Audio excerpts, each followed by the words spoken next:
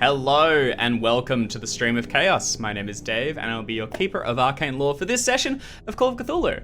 Today we are continuing our playthrough of the Order of the Stone, and we are wrapping up chapter 1 of 3. I'll give a thank you to Roll20, being a tool we'll use throughout this campaign, and without further ado, I'll hurdle us back into the scenario by setting the scene and then asking each of the cast to reintroduce their investigators before we begin this night's session. So, our 4 heroes are the crew of the FV Foggy Sea.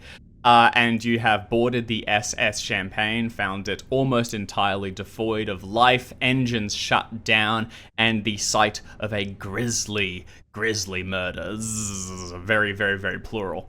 You have spotted some signs of life. There is a now axeless gentleman wandering the ship and pursuing you.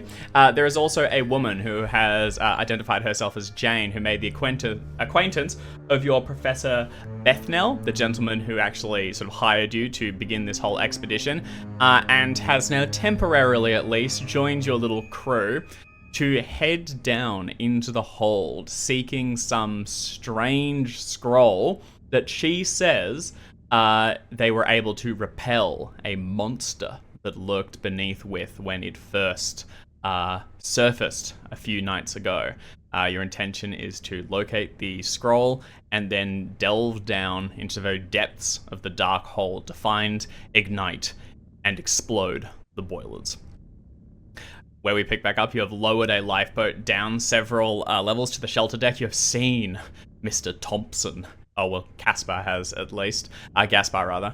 Now stripped of clothing and lashed across the back, standing in the washing rain and peering at you as you go down. The lifeboat itself has now been tied off, and as we pick up the scene, I'll have each of you sort of like getting off the lifeboat, helping one another onto the deck and making your final preparations before you head down into the dark. And we'll begin with Art. Hi, I'm Art, and I am playing Luce McAllister, ship's mechanic and angry woman with an axe. There must always be one.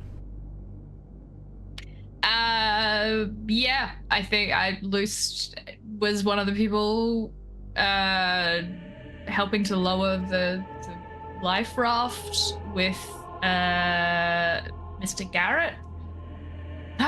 So we'll like tie the rope off, kind of step heavily out of the life raft. I don't think Luce at this point is the person who's helping others off the boat so much as they plant themselves, feet like ever so slightly wider than hip width apart up front, and is just not even really like scanning, is just standing there with an axe looking menacing and being like, don't fuck with us while we get off this boat. See what happens. Yeah. Yep. Yeah. Feet planted, axe held, and staring at one of the doors that not so long ago you went through when you first arrived on the SS Champagne. We'll go across next to Jackson playing Gaspar. Hey, that's me. I'm Jackson. I'm playing Gaspar Green, the Foggy Seas newer recruits, cabin boy / found a job as a lookout, I think. Yeah. Looking out for, ships stranded in the bay and axe-wielding murderers and giant monsters unearthed from ancient stone urns. It's the big three. It's a tough job, but somebody's got to do it. That's right. You were the only one that saw Mr. Thompson looking down at the lifeboat descending. What have you just kept that to yourself, or have you told the party as you head back onto the deck? I would have mentioned it, but like subtle. Like, it wouldn't make a big deal out of it. Like, don't look up there, but there's that axe murderer guy looking at us.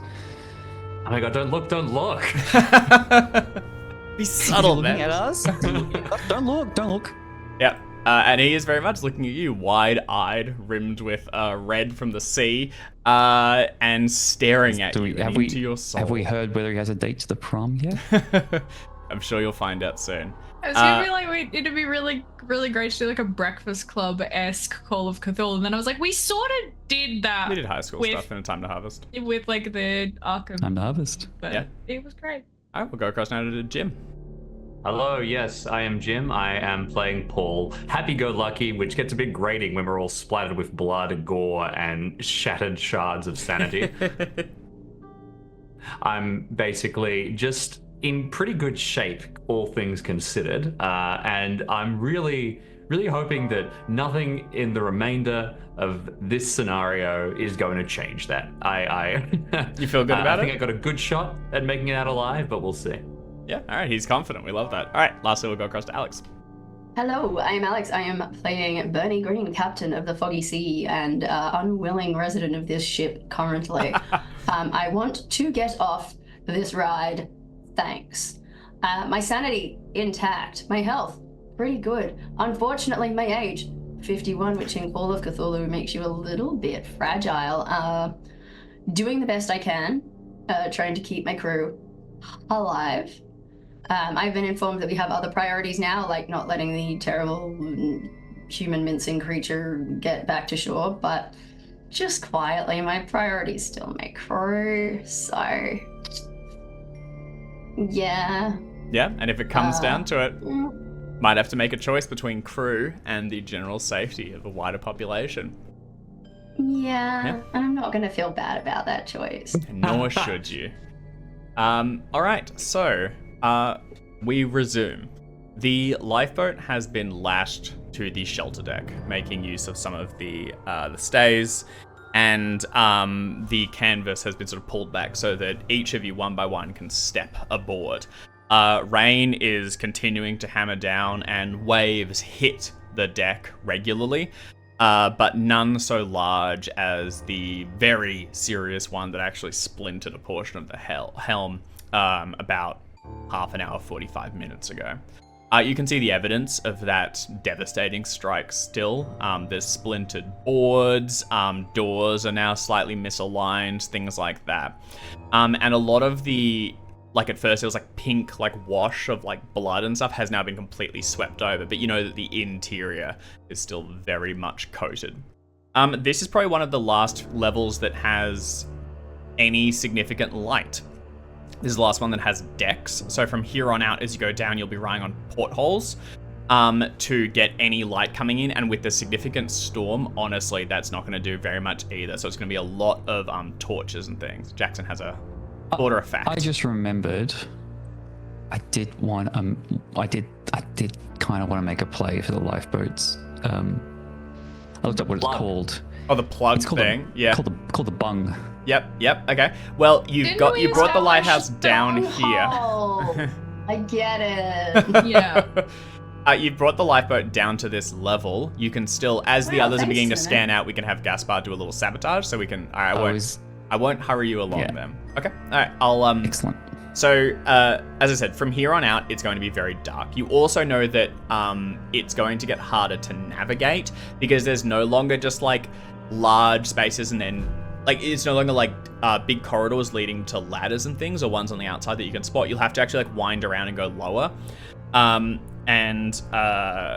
your destination is beneath. So I'll just remind, it's going to go from shelter, you're going to go down to the upper level, which is mostly cabins, and which should contain that scroll somewhere. In theory, Jane can lead you to it. Then below that, it's the main deck. That is the most of the cabins, and it's just getting into like second and third class, mostly third, where it's just like hammered in, so it's really cramped.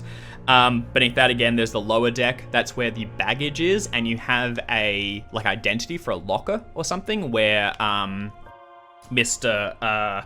Sebastian stored something. And then in the very, very bottom, you have the holds. Now, you all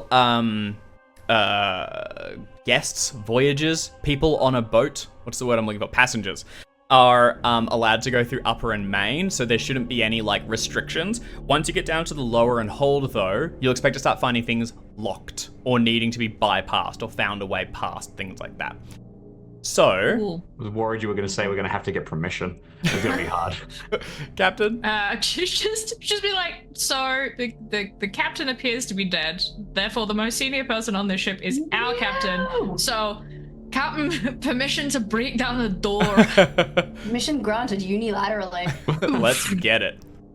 You all, there's no extra gear to grab. You have the flashlights and rope, everything that you already had on you. You've got your heavy leather jackets, a couple of fragments of journals and bits and pieces.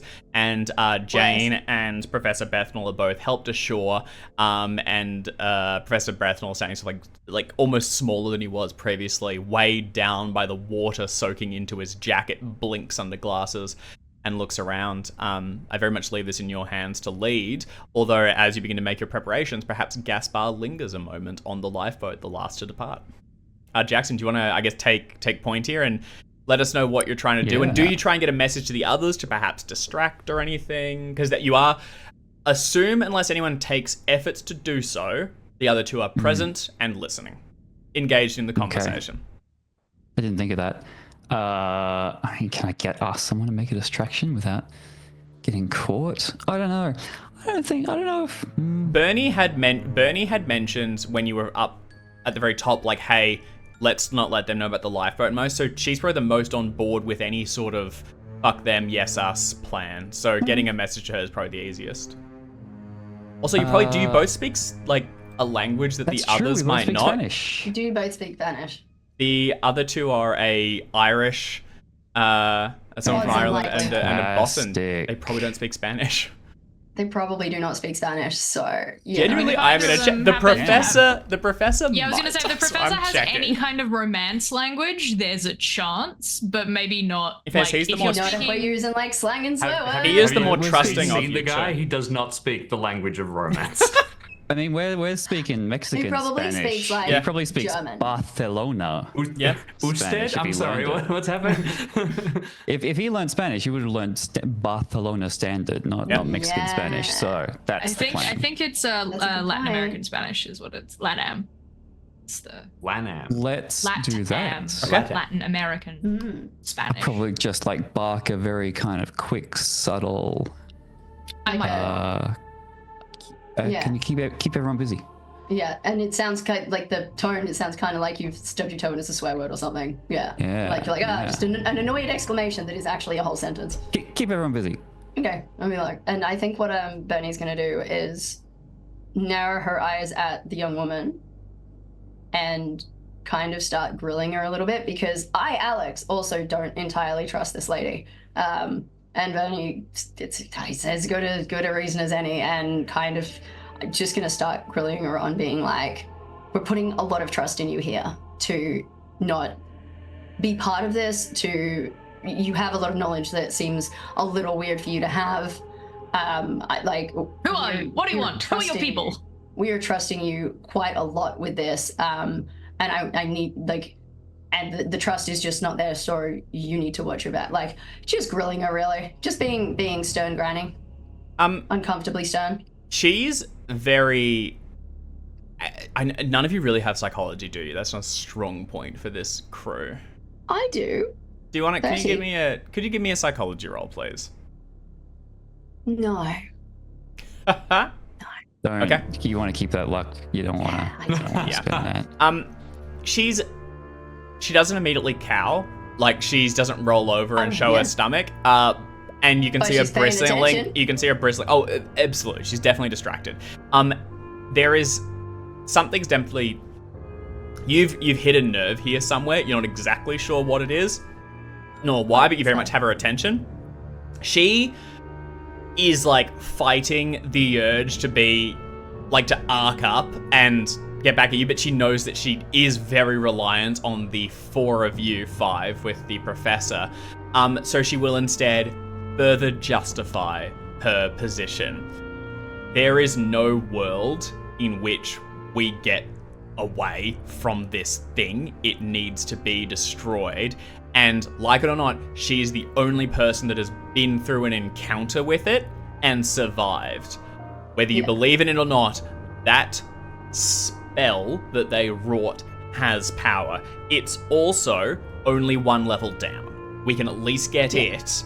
And if the worst comes to the worst, we could then go back up to the ship and escape. But if things continue, we could go down lower and blow the boiler. I'm going to draw the professor into it. And does this sound right? You need to be the one vouching for her. Not that we trust you immensely either, since you're the one who got us into this mess in the first place, but you need to be the one vouching for it. If anything goes wrong, we're assuming you're part of it.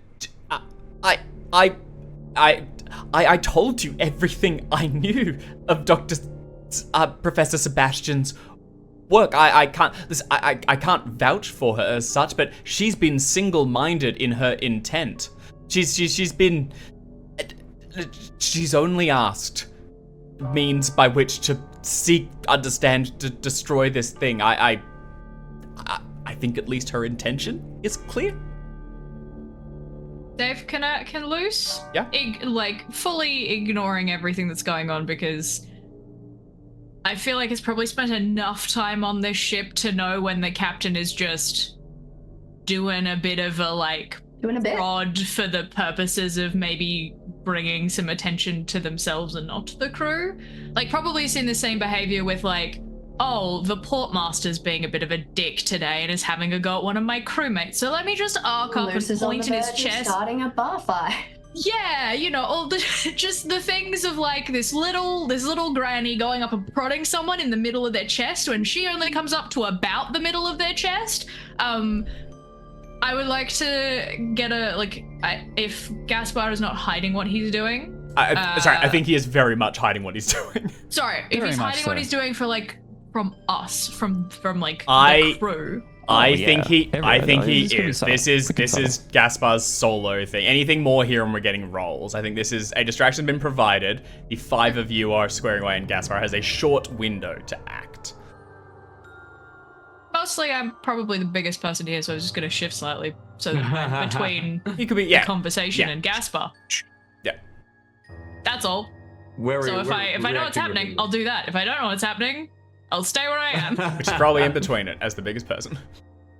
Jim, did you have something? Oh no, just that we're reacting in the same way. It's I think I'm so bad at confrontation. I'm just kind of loudly talking about my backpack to try and shift the conversation away from yelling. All right. And we'll park that short conversation there. And Gaspar, what is your plan?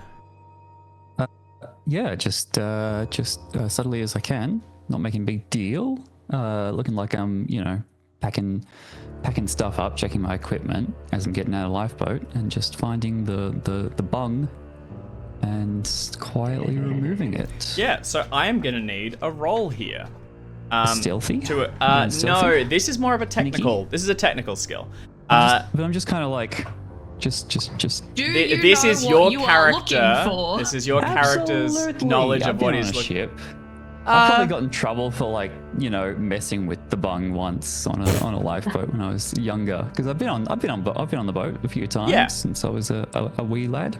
This role is factoring in several. It's doing it sneakily, which is pretty much a given. It's been distracted. This is finding something that is removable, that is temporary and fixable, and that you can carry with you or otherwise quickly revert. If you fail it's this, a real thing. I know. If you fail this, it's possibly making a decision where you only manage to sabotage, but it's harder to put back in or something like that. What do you want me to roll? We're talking about boat or? Boat would work. Mechanical repair would certainly work. Survival. No. I guess this is. Yeah, maybe? It does fall under your training. I could see just a straight. My ideal would be mechanical repair, genuinely, or some sort of sabotage skill. My mechanical repair is the same as my boot, so I'll give you that. I think mechanical repair is going to have to be it, yeah. Very good. With a bonus die because of the distraction? The distraction is getting you the ability to do this without being seen. There is still the element of being able to do it.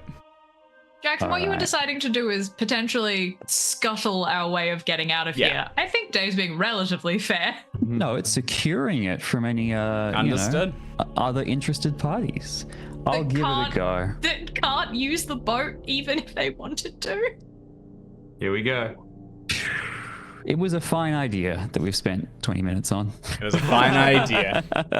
Looking underneath it, I mean, yeah, the bung can be found, but Gaspar's technical skill has limits, and you're not sure that it can be removed quietly nor immediately resecured. This lifeboat has sustained some damage.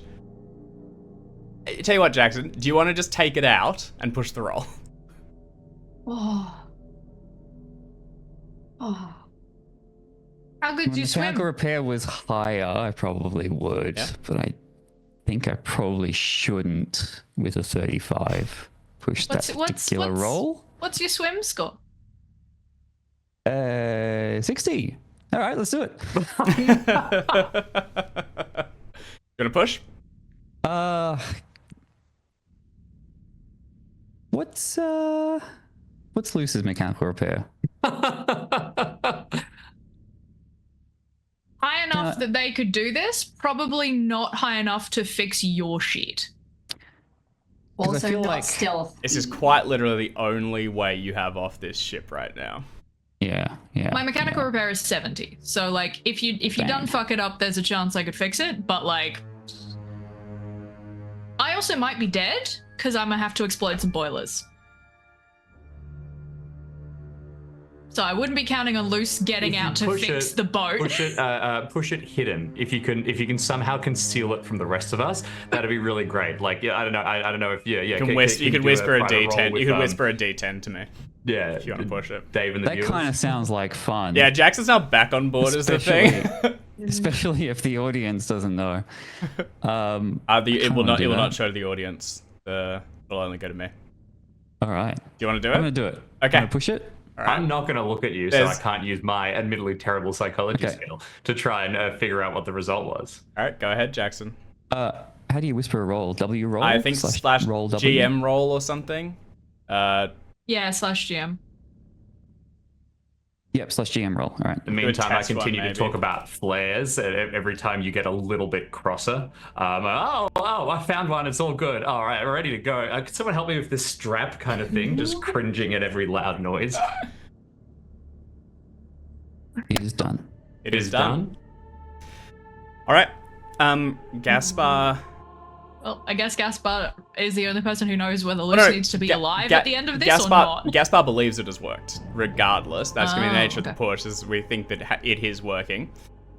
So, Gaspar steps off the boat and joins the others. Yes, Jackson. I'm privately messaging. Yes, Jackson. Messaging That is all good. Either of those can be done. Okay. As part of the previous discussion. Yep, that's all fine. Fantastic. Rejoins the rest, and Sabotage. it's ready for the six of you to continue. I would probably... Okay, I think I can give this away. I'd probably tell Bernie what I've done in Spanish, taking the plug, and I've hid it over there, under that, coil of rope or in that first aid kit or something, so that at least someone else knows where it is and can pick it up if I don't make it back. Yeah.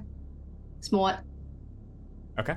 But who knows how my mechanical repair roll went and whether it can be And I will replaced. I will respond to that with, you're right, Gaspar. I apologize to the redhead woman.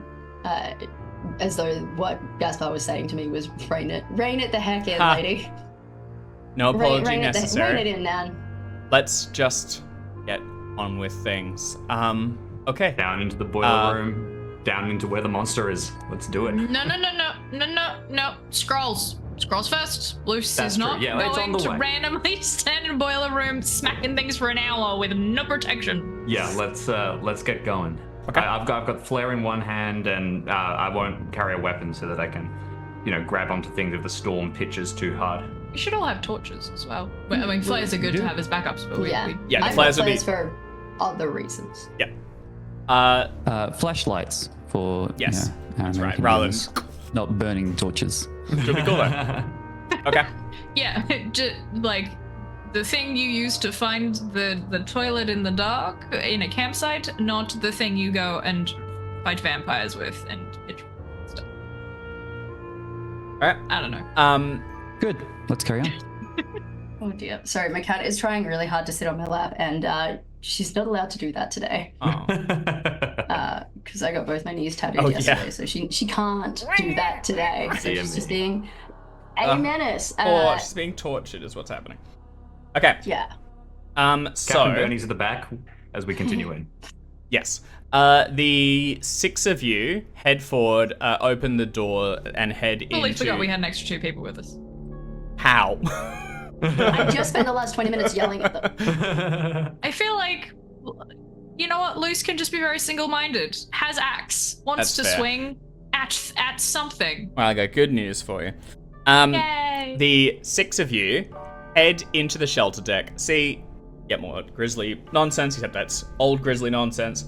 And head towards the stairwell that so far you have always ascended. The only time you've even looked down was when Bernie saw something on the edge of your vision shifting in the darkness. Also Luce when you saw Mr. Thompson, or at least the steps of where it looks like he tumbled and went down that direction. The first to descend, presumably being Luce, steps down on wet carpet, and as you go lower, shifting your torch around, the others can see in that small sphere of light, there is black, like, now crusting oil or something that has stained the carpet and is sort of like beading into little knots, and also been sort of like streaked along the wall. How's it smell? Bernie leans down and sniffs it. It's almost got like a staleness to it. Right. Okay, so I know what this is not then. Because fuel, black greasy things that are oil or fuel, kerosene, they have a really You'd specific get that smell. immediately. Nope, it's not that. You Okay. don't believe it Okay. is anything Okay. flammable. It doesn't immediately. It really just seems like grime or something. Like, yeah, some sort of muck. Turning around the corner and heading down towards the upper deck. This is the first time you are entirely dependent on your flashlight. You come out onto a long corridor, yet more evidence of the violence that was committed here. And walking in a single file, you begin to walk along it, following Jane's directions to the room where she and her fellow passengers held their last stand. She, as you sort of move left along this corridor, right, forward, towards the end there, and you can feel yourself beginning to get lost. Bernie, you've got the map that you sort of like one of those like fire plans, or ping, pulled off the wall. I think it's probably Yeah. in a. It's going to be laid out in like a bound book sort of thing because there'll be the deck layers, so it's like a big. And you flip along between them. Flippy. You've got a thumb tracking your path, but it's quickly. You'd need to move slower. The benefit of moving with Jane is she knows where you're going, and you don't need to be really slow. But every now and then you can like spot you're like, that's the kitchen, I'm here, and that's about where I thought I was. And moving along, and she's also identified where you're heading towards. But as you get lower, this will become even more difficult. As I'm going to just check it every now and then, because if we're in the service part of the ship, there are going to be markings on the wall that are corresponding with. It's a huge ship. There's a key, basically. Yeah, absolutely. You're able to identify it, and yeah. If that means I'm not paying as much visual audio attention, I would rather be making sure I know where we are. Yeah, got it. As you head along this long thing towards the dining saloon where she is taking you, you're keeping track of where it's going. Luce, you're at the front, and Jane's just behind you, directing the path. For Gaspar and Mr. Garrett, can I ask you to each make listen rolls for me? Coming up. Is while I'm making it, is the storm worse at the minute down here? I don't know if it's like while we're lower down on deck, it's not as bad or something. You're inside at least, so the actual rain isn't washing across you, but there is a regular roll with the swell, and you're pretty much constantly having alternating hands, one of them placed against one of the walls to keep yourself steady. That said, you've begun to found your rhythm, and in that kind of like fight or flight response, like you've clicked in and you're all just working with it. Whether it's worse or not, I suspect you're lower down, it would be better. You can't see the horizon, so if you're seasick, it might be worse, but you are at least not like moving quite so much at the very top of the ship. Okay. Good. Is a failure from Mr. Garrett, but a success from Gaspar. Mr. Garrett, you are focused in on the small pool of light that you are directing just behind Captain Green, keeping an eye over her shoulder as she thumbs across the book, one of your hands placed on hers to kind of lead her and keep her steady as she thumbs through it quickly, trying to keep tabs of the area. Gaspar, you are towards the rear of it, and the first time you'd be forgiven for dismissing it as just ambient ship sounds. The second, you are convinced there is something that shifts in like the wall next to you, possibly the room directly adjacent. It happened earlier and you tried the like handle of the door and it was locked. But it's happened again, and when you try it, once more the door is locked, but something is sort of like moved along the side. You're not able to exactly pinpoint where it came from, but something is sliding along the wall, it sounds like. On the other side of the wall in that room. Okay, I would convey that to my companions. Okay. There's a call to... Sliding. What kind of a sound is this? Just sliding, like a scraping? It's as if, so push two materials together and then move one along it. It's not a singular like point of scraping, but like the whole thing sort of like has a very soft like reverberation to it. A snake Is sliding it across. Is it moist or dry? Against metal, so It's a little tough to tell, but... Is it smaller than a bread box? No, it's significantly larger than a bread box. It is not rasping or anything. It is something that has some element of fluid so that it can rotate along it. Huh. Okay. Are you going to point that out to us? Or Yeah, keep he us said he blissful would. ignorance? Yeah. Something's in that room. Something large. Sounds like. Probably whatever it is. I say we just keep moving. So we keep moving faster if possible. If we've heard it, it's already heard us. Is there a heavy bolt over that door or any kind of lock? We don't know. This is a civilian lock. Like, this is someone's rooms in second class cabin, so they would have a key to get them in and out. That said, a universal key would open almost all of these doors, and honestly, they're civilian locks. A kick will open the door. Can I know that a lot of doors, I'm just thinking of the capacity of my own home. Like, you slide a little wedge under the bottom, and now it's suddenly like a prison door that no one can get through under any circumstance. I'm exaggerating, but is there a simple reinforcement that I could use? These all open inwards, so unfortunately, you need a roll, basically. It's not a gimme. Additionally, Gaspar heard this from a previous door as well. There's either multiple or it's moving through them somehow. Let's just keep going then. Okay. Yeah. James, say something if it's someone who needs help. Jane turns around. There's no one left alive here. We're close. We need to keep moving. There's no one left alive. Yeah. They'd hear us talking and they'd speak back. Good answer. Good answer. Really good answer. Let's please just keep going. Right. She turns in and she tapping you loose. We'll just say it's just up here anyway. You can see now at the very end of the corridor, there is a door, a two double door that has been broken open, and on the inside you can see splintered furniture where some sort of barricade was erected on the interior.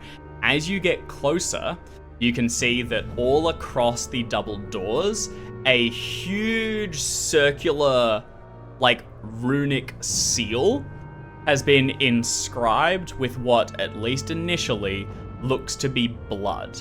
There's a number of small, markings all through it. It's reasonably intricate. And it has been intentionally, you believe, marred. It looks as though a hand was pulled through it while it was still somewhat wet, and ruined one whole side of it. It has since dried, but you can still make out just the remnants of the handprint left right at the center where it was found and then pulled away. On the inside of the room, you can see that there is a large, what was once a dining room with all the seating and everything either smashed around by the storm or initially pulled aside, and bodies are littered all throughout the interior, all destroyed in the same manner you've seen previously. I will need everyone to make a sanity roll. This is for the one that we've had previously, so your reductions will apply. As you see, another site of There's now these... 2, 4? Like, we've seen... I've lost track. I don't know. I don't know how much you guys have It was lost. personal based on how much It's we've lost. It's independent. It's how much you've already No, lost. but I thought there was also a reduction based on how many times we'd seen it. No, just It was just how how much much you've can- lost so just what far. we lost based on. It was, you can only lose a total of 5 That's from right. seeing dead bodies. So you've already lost 5, you can't lose any more. If you've lost right. 3, you could lose another 2. Or you can pass your sanity roll again. Yeah, I could have sworn there was something about, like, the amount that you take each time is... There's some that happens for some effects, like you know, it's a general rule, but I think in this case it wasn't specified. All right, I think I just need a roll from... Skin of my dang diggity Jackson. teeth there. I'm Yeah. just checking whether I've already lost 5 or not, because I think have you are one pretty total of close. At the end of because you were Yeah, on the you lifeboat at the one-shot. end of last session. You I've rolled. lost a total the of 7. lifeboat I'm was a wondering how different many- roll. How many were from the bodies? Yeah. Yeah. The lifeboat was a different... This is the only single one. Well, I think Luce, I think I've already lost 5 from the bodies. Okay. I just checked. Actually, Then there is no more to yeah, lose no. here. I meant one off as in temporary madness. My bad. Luce, can you please lose a d4 plus 1 and then reduce it by whatever you've already taken so far? Luce has tanked so much damage for us, mental and otherwise.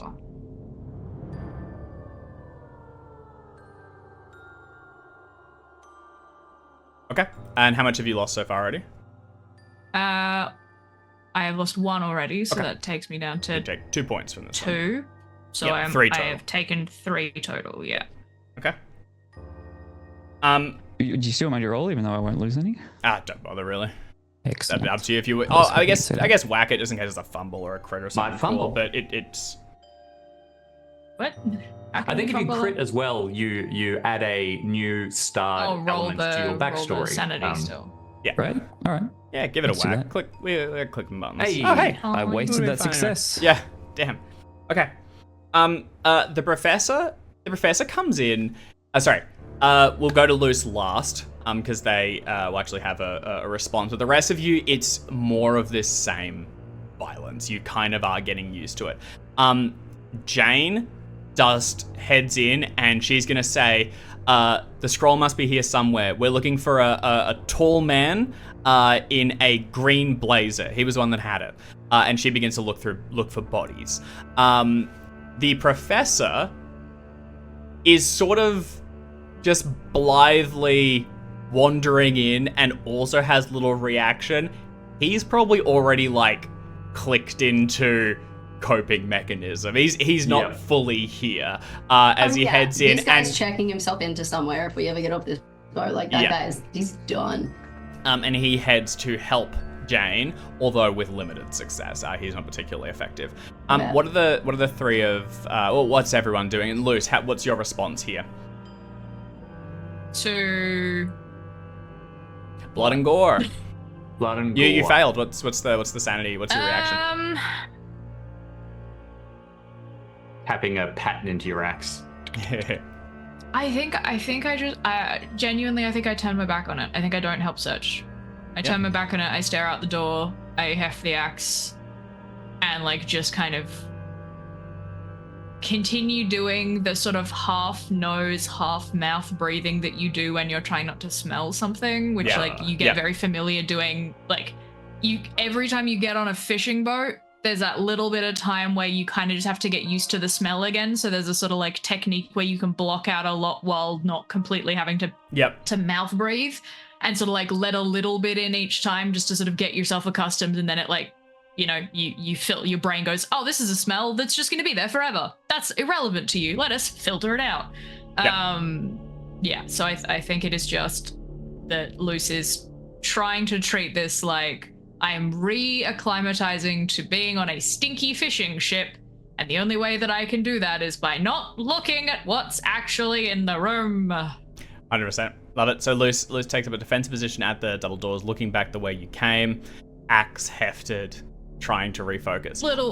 And I think like when looking away from everyone, hefts the axe and gives just a real like wince, because they still have a couple of fractured ribs and a dislocated and then probably relocated shoulder. Oofed. Again, I make it very clear that Luce has not made this obvious to everyone else, but Luce is on half health. Yeah. Okay. Not doing badly.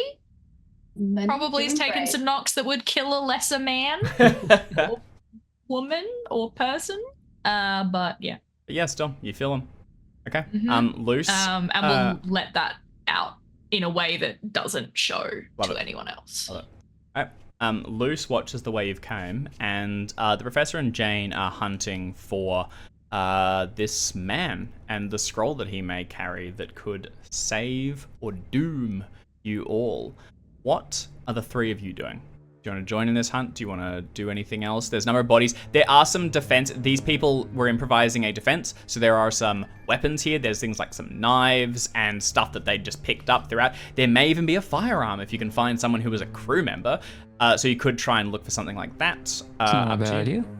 I would go hunting for weaponry. I go magpieing in this pile. So the intention is weapons, no one's looking for the... Oh, sorry, I'll get... Gaspar, are you looking for weapons? Mudlarking, Jasper?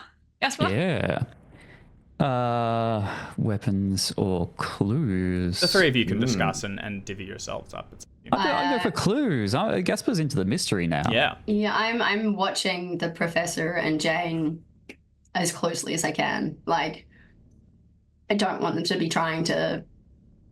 You know what? They haven't done anything to make me think they don't deserve our trust, but that doesn't mean they deserve our trust. Yeah. Yeah. On a boat where most people who have been here are now mints. Like, the odds of getting pasted are high. They are not pasted. Just on the numbers. It's not personal. Just on the numbers. I'm gonna watch them. Okay, I'm gonna circle back to that as well, Bernie. I want to talk to you a little bit about that. Mr. Garrett. Straight in, green blazer. I think I'm the type of person who tries to use useless bits of information, whether or not they're accurate. And I'm thinking green blazer will have absorbed the water. It'll be at the bottom of the pile. So I go straight into like the biggest, bloodiest section. And I'm either right or wrong, and based on the result of the roll, I guess. Amazing. All right, so I'm looking for it. So everyone's no weapon hunting. We're looking for clues. Mr. Green and Mr. Garrett, would you like to invest a bonus die in one of yours success, or would you like to just each roll your own spot hidden? So I'm fine with either here. You can also assist. Independent cabin boy. Yep. You want to roll your own? Sure. All right. Let's go solo. Go for it. All right. If you could each roll. Coming through in just a second. Oh, Gaspar's found his element. I've fired through. It'll come through when it does. When we're good and ready. Oh, not a fumble, so not a pass. Okay. Mr. Garrett, yeah, you set yourself to the task, digging quickly. But you'll find you could find anything. You could find like a knife or like just a cudgel thing. That's a gimme if you guys want to arm yourselves with very basic tools, but nothing too specific. I know that's not what you were looking for, but like that's just kind of a given if you want to grab something from there. Mr. Green and Gaspar, you find a gentleman in a green blazer. He's fairly skinny, looks to have been crew. The green blazer is what like senior staff wore on the ship. It's like, hey, look for this person, they will be overseeing the other staff members. So there are actually a couple around, but this one's relatively intact and you search a couple. You find this scroll. There's a couple of things of note. First of all, this man has a name tag and it reads Carlos. But you spot peeking out from underneath the edge of it there is a very old piece of parchment wrapped around a like wooden handle and furled up and sort of pushed inside the pocket and underneath the inside. You find this with an extreme well before anyone else does, and in a position where neither Jane nor any of your companions are nearby when you do so. I'm going to... That's either great news or terrible news. I'm going to give you... There is no in This between. is eldritch bullshit. This is bad news for you, my guy. I've shown a handout to you. It's just a summary of it. Do you What a want... Ooh. Do you want to Fragment just... of the scroll of Zivion. Do you want to just begin reading this, or do you like hoist up and say, look, I found it? Oh, I would read it first. You would I don't read it. need to. I would read it first. I'm a reader. All right. Do you want to read the summary out for us, Jax? Would love to. This scroll fragment discusses an ancient monster from another realm, a distillation of chaos and evil. It refers to as the Triform monstrosity, composed of 3 essences: Agran, Talan, and Soth. It explains how the druids summoned the creature, then realized it could not be controlled by mortals despite their wishes, intent, or reasoning, nor could they send it back from whence it came. It describes how the axes, arrows, and swords used by the druids to destroy it were ineffective. While they did it temporary harm, it always seemed to recover. To protect themselves, the druids devised a magical means to keep Agrandalatoth at bay using a mystical ward, the creation of which is detailed in this text. And there's a little sneaky little spell in here. So, you are going to immediately lose a D4 sanity That's terrible for as me. you study it. However, you are going dear. to gain 1 Cthulhu mythos, and you can try to learn this spell. I will ask for a language English, or no, it's in English. Yeah, a language English roll. I think that'll tickle you over, won't it? And I believe, I'm Jim, about I need a to- quick yeah. reminder. Do you I take think the sanity loss I think you just immediately or only when you try and learn the spell? no, you just take the sanity loss from this is from doing the cursory reading. You take yeah. and Jim, I believe you don't roll sanity for this. I think you just take it, right? Do you remember? Yes, that is my understanding. You just I'll take check the quickly, take but the effect. I think there's no roll. If I remember Seb's just take it. learning of the spell, yeah, you just lose it's sanity. considered to Take be it. the price of having learnt it, if you know what I mean. Yeah. You just take it. It's just, it Although just I makes really- you a I little... do- learning Woohoo. I do Am feel I like learning? there was a thing that was like you read a tome and got the knowledge, and once you'd read the tome, you lost the sanity. But I There don't are 2 stages. There's like a cursory reading and a more thorough one. And I believe you take the sanity hit for each of them. And you gain the mythos points at each one. So this one is a quick like skim reading. You take a D4 and you gain 1 Cthulhu mythos. You can then spend a week studying it, another D4, but gain more mythos. And actually then you learn can the also learn spell. this. You can learn the spell in just no. You actually learn the spell quickly. It's intentionally called out in the text here, gotcha. as in the rule, the scenario. You can learn it in just you can study it in a few like 10-15 minutes. But I believe you will just take that D4. Now, Gaspar, I know you are in a. You are fairly Hence. cautious. Yeah, you could cast this away and not read it if you want. You could bail. You know you're a little on the edge here. Or if you'd like to, Jackson, you could do something like a power roll to see if Gaspar is able to resist the allure of magics. There is also the non-believer mechanic, which Ari has called out. So that is basically if you think none of this can possibly be true, you can delay your sanity loss from these things. Gaspar, you have actually not seen any mythos things yet. So that you could do it. If you want to delay that D4.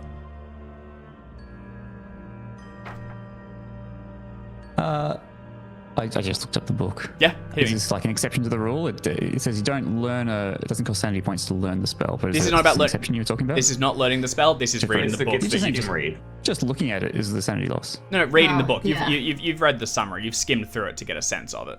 There's 2 levels of reading. There's the skim read and the summary read. The skim read has given you the spell in this case. That's what the scenario has done No. dynamically. I gotta call it.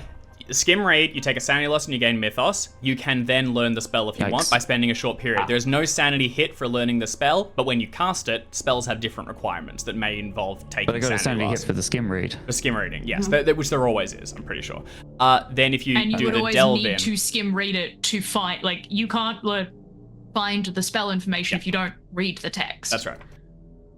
But you're saying I could just stuff it in my pocket right now and not think about it? If I... Yes. So you have two choices here. One, You two. can we can kind of walk it back slightly and say you didn't read the scroll. You know you're shaky. You give it back to someone else and let them do it. You go, I'm too fragile. I can't do that. You could also be a non-believer. You could say I am reading it, but I'm treating this all as like it's a metaphor for something else. Academic. You won't be able to learn a spell off that, or it'll be tough, but you know what I mean? But what that means is the first time you realize that all of this is true, not only will you take whatever mythos, whatever sanity loss triggered from the thing, you will also take all basically repressed sanity loss. So you'll take an extra D4 on top of it. Let's do that. Let's just push it off for later. Yeah, fantastic. All right, so if you can just remember, Jackson, somewhere that you have a D4 pending. And yeah, I mean the nature Load that gun, laddie. Yeah. The nature of this D4, I mean, as you're reading this over, this talks about a monstrosity summoned and the carnage it wrought. You get this like uncomfortable feeling. Also knowing that you are handling a very valuable ancient artifact or something that does lend some credence to these stories, or at least the people that wrote it really believed what they were describing. But you're able to kind of push it off and you're not going to worry about it just now.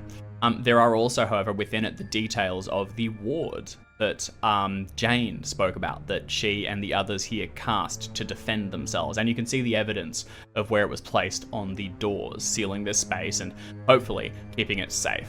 Continuing to study that will take some additional time and would be tough to do without alerting the others. You actually need to like sneak off and study it if you want to be... Well, no, if anything, I think I'd probably share this with the class.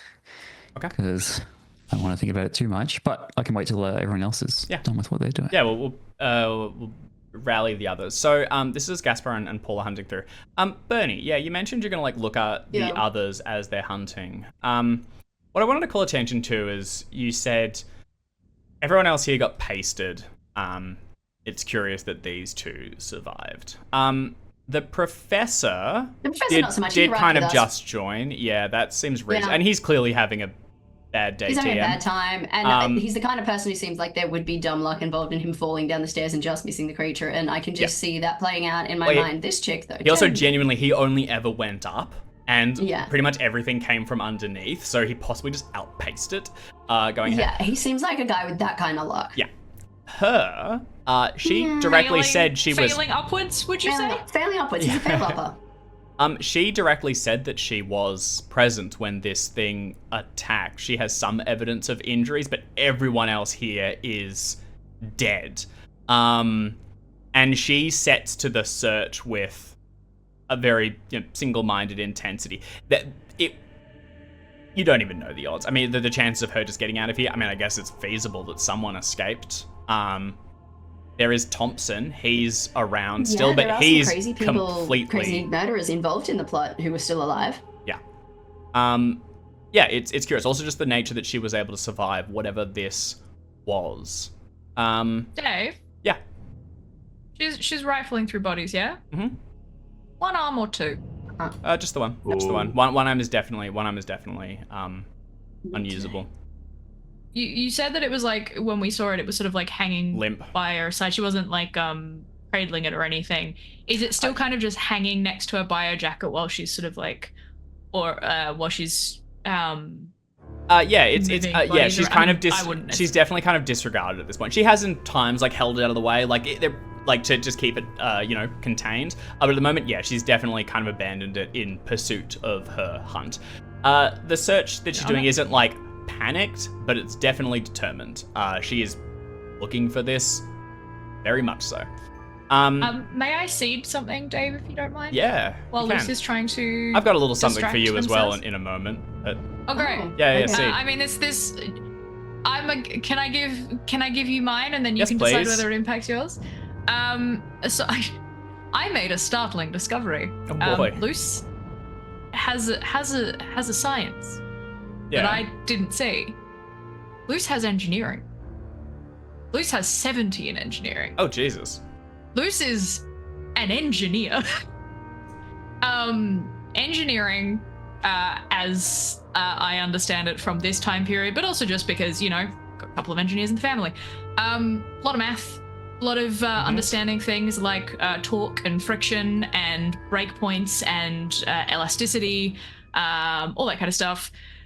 From this time period, especially if it's a lot of ship stuff, I'm guessing there's a lot of understanding of like what kind of torque can you apply on ships, where are the weak points, like what kind of forces can be applied to the hull of the ship in different directions before it twists and breaks, and like where are the reinforcement points. Yep. And Luce just wants to start thinking about the size of this ship and the way that it's been, like, from the interior and the exterior that we've seen so far. Be engineering. Where those rivet points are, where the, like, how thick the bulkheads are, whether or not, like, obviously we've been thrown against a couple of walls. Were those walls, like, was there air in between them? Like, were they sort of, buffered? And just kind of start real thinking about, cool, if I'm gonna put this ship at the bottom, what is the optimal way in which this ship needs to fracture to go down like a lead balloon? Yeah. And knowing that Bernie's got demolitions, 40 demolitions, not but too very bad. much like the explosion is a given. It's more like where do we place the explosion? Like what kind of ways might I want to block certain sections of the boiler so it bursts in a specific direction? Maybe even like setting a chain reaction of boilers, like whatever we end up doing. I just like to see the Luce has, amazingly, for someone who does not seem particularly articulate or like interested in sort of academic pursuits, has started doing full-on calculus in her head. Yeah. I mean, the idea of just blowing up the boiler is definitely probably at the front for sink the sucker. But yeah, but like with that as well, you can blow a hole in a ship and the ship will still float for a while. I want to know how to blow a hole in this ship so that it 100%. like not only blows the hole in it, but like fractures it potentially in half. Like really just hit the right points of the ship to do the maximum damage. Whether we achieve that, irrelevant. Just seeding, that's what I'm thinking about. 100%. Genuinely, the calculation that you run through your head, the outcome is actually that it's almost too easy. This ship is already very fragile. You'd struggle not to sink this thing right now. It's going down. It's whether you're on it. Dave, I need to know how to do it the best. Understood. I gotta, you are like, I hear me. you. I gotta win this. I might lose my life, but I gotta win the sinking ship bit. It will race to the bottom. game. It will race to the bottom of the ocean. Yeah, 100%. As you're going over this in your head, you kind of got the stairs, looking at like the middle distance, trying to run through formula. Are you holding the axe in one hand or two? With the point being, do you have a flashlight, and how are you directing it?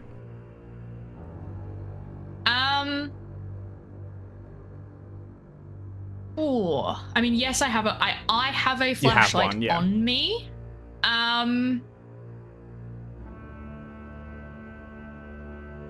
I know this is a stupid thing to say, but it's probably going to depend on whether anyone else has like flashlights out that have like been set up so they are stationary, that are casting any kind of light. I think everyone's pretty focused, unless one of you wants to like light a flare in this room. You're all working on independent light sources. Need both hands to rifle through bodies and take people's wrong shade of green blazer off. In that case, what I probably would have done is wedged the torch into my tool belt. It would be like I would have a carabiner on it to affix it, because I have established on my character sheet that I not only have a tool belt, it comes with a safety harness or a safety strap, which is like shit stuff on that. Specifically, like the idea of having a bunch of tools on the ship, you want them secured to a belt so that if you drop it, it's not going over the edge or something. So I think like I will have the same thing on the torch. Yeah. But rather than holding it, I'm gonna sort of like wedge it in the side of my belt so it's pointed not in my face, but like on an angle kind of upwards, so I have a bit of light forwards. I'm not really directing it out on anything. Kind of ambient light upwards, and then at the moment, axes held with like, I think I said Luce was left-handed, so we're gonna say that the torch is in the right side. Left hand is close to the top of the axe. So if I do need to take a hand off, I'm still like in control of the top part. But currently 2 hands, able to drop the bottom and really go for it if I have to. Okay. Thinking about the mechanics of how would I do that if I was right-handed, and how would I want to move quickly? Yes, so I do not have a torch pointed out in a way that I can like easily point it at things, but I have, hopefully, a bit of ambient light so that if anything like moves or comes close, I can see shifting. Yeah. And then be like, cool, yo fam, problems. Yeah, it sounds relevant. Can you make a spot hidden roll for me, please? Nope. And do I notice anything with Jane? You could make a psych roll to get further information. Otherwise, kind of what I telegraphed. Yeah. She is looking for it. She won't find weird. it first. Gaspar will.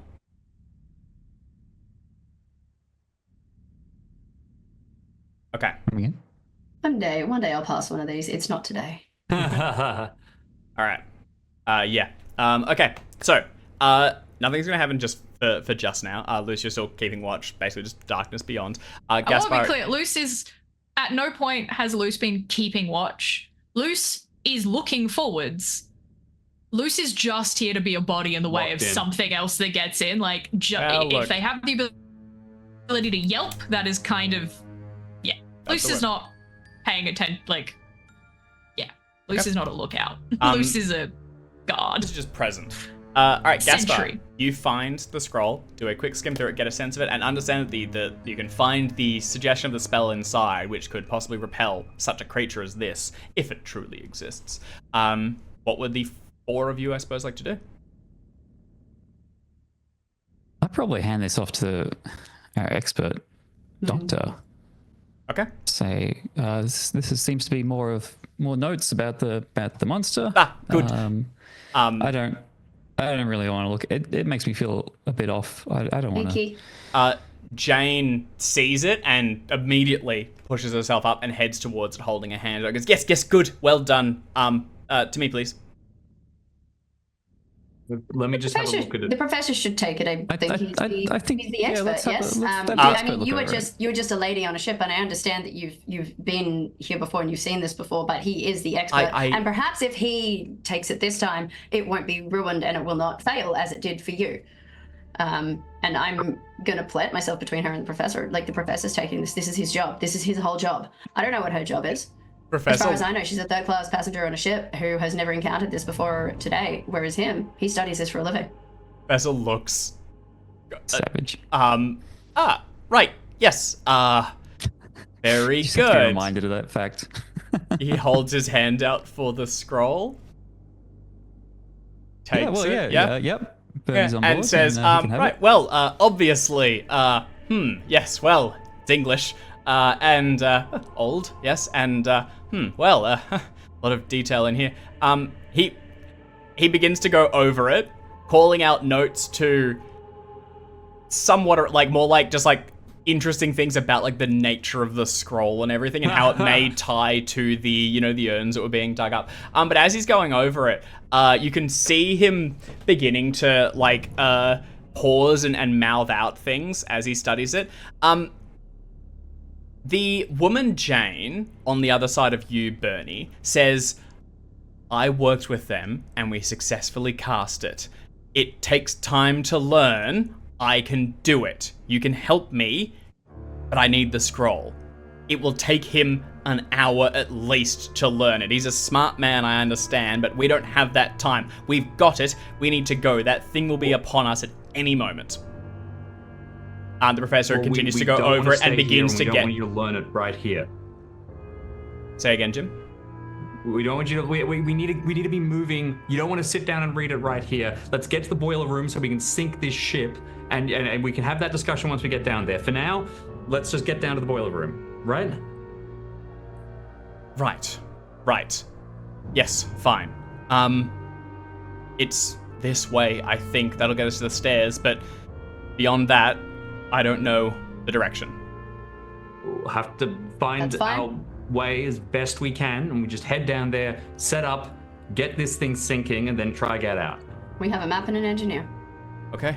All right. Fine. Lead the way. Well, As we head off, I will head into you're the one who knows, so. light carrier, so I like just focus on trying to like shepherd people as we start going. Okay. Yeah. The professor walks in the middle of the party. You head out a different way than you came, with his own torch focused on the scroll in front of him, trying to read as he walks, constantly bumping into the person in front of him, but trying to go over it. Jane will direct you towards the stairwell where you can descend. As Luce turns to follow each of you and take up the rear, the torch shifts, and although the party isn't aware of it, the darkness menacing towards her sort of glistens slightly as the torch shifts, but unnoticed to Luce and unnoticed to the rest. You take up the march, and all of you Am I going arrive first at or the last? stairs. You were at the well- you're going a different direction. You were at the back, and then you can head towards the yeah. front.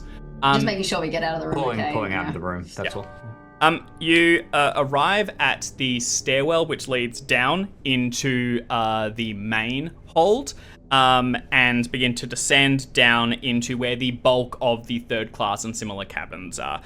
From here on out, though, Jane does not have directions, and you are going to need to just find the fastest path to the next rung of deck.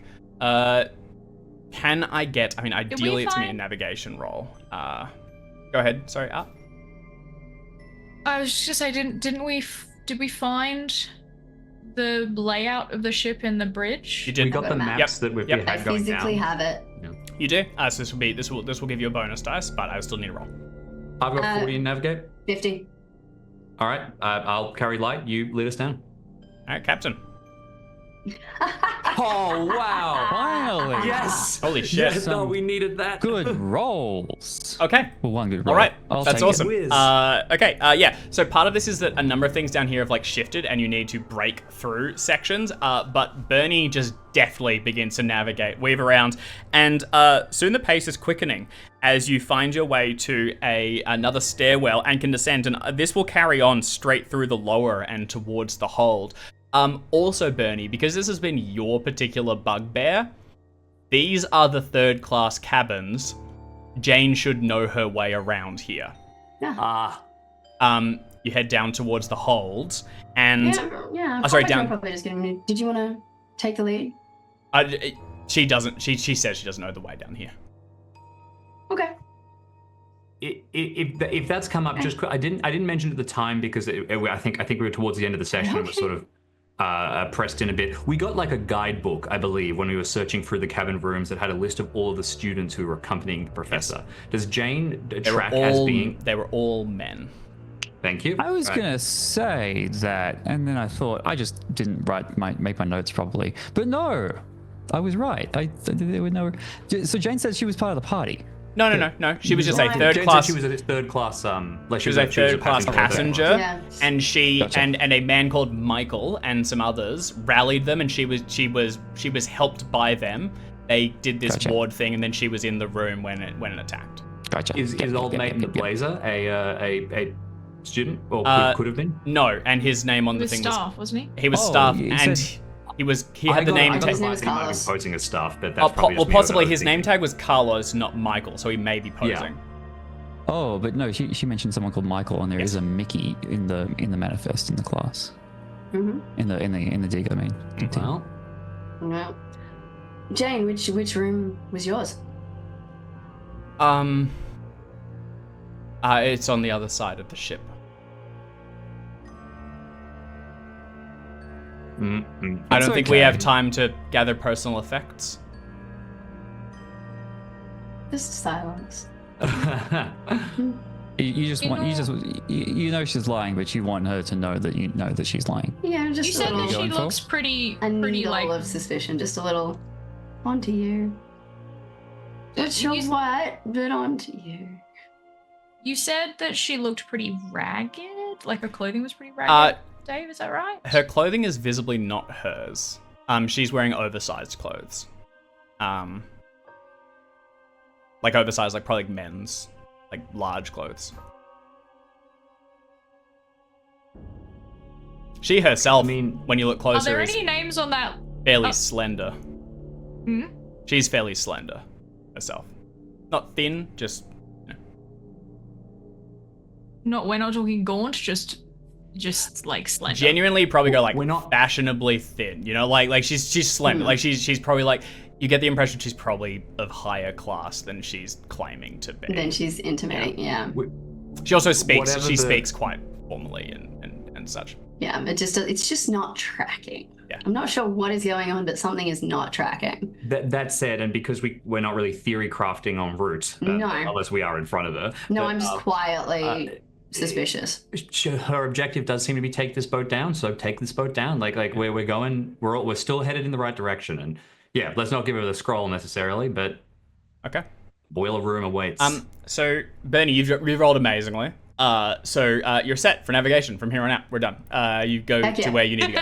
Yeah, You can you're the you can mouse. go straight Does that through. count for outwards again? I'll be honest, it'll factor if you can Great. if everything goes according to plan. Yes. If things don't, This is no. my ship now. If the ship doesn't like somehow change shape when it's blown apart, When you're not and looking. staircases get collapsed Don't and you floors dare. fall Things in. like that. Don't you Yeah, dare. it feels unlikely. Yeah, I mean, this deck is particularly claustrophobic as you go through it, but Bernie is able to lead you keenly through it and quickly to a set of stairs which you descend down into the lower hold. Now, from here on out, a lot of areas are locked, but between Luce's fire axe, I think also locksmithing skills and everything, you're able to get through each door in pretty quick time. If necessary, Dave. Strength of 65, mechanical repair of 70, locksmithing of 25, an axe of fuck you. So just take your pick. And I've Take your got pick, a praise of 5, so I can tell roughly how much damage we're doing monetarily. Also, I do think the lockpick of 25 probably is meaning we're more leaning just smashing doors open to get through. I mean, But- give her the base is 1. I agree. Luce has got some. But also, like, has you don't really a care hobby. if someone comes along behind No. you and spots it. And these are I now. also have brawl of 65, so if I just need to kick something, that's the also door fights available. back. Yeah. The How dare. these are now no like for the passenger doors. You just straight through. For the larger ones, you would need to roll. So from down here, you can find your way to the baggage area if you want. It is a diversion from the hold. You could go straight down to the hold, or you could head towards baggage and check what they may still have stowed. That's true. We do. Or you could split up. Is the okay, Dave? You're funny, Dave. You're real funny. Is the well, I mean, Is there any reason to do anything in the baggage hold other than go, oh look, there's still stuff here. Well, I I was gonna guess say, it's going to we the bottom could- of the ocean like Is Dr. everything else?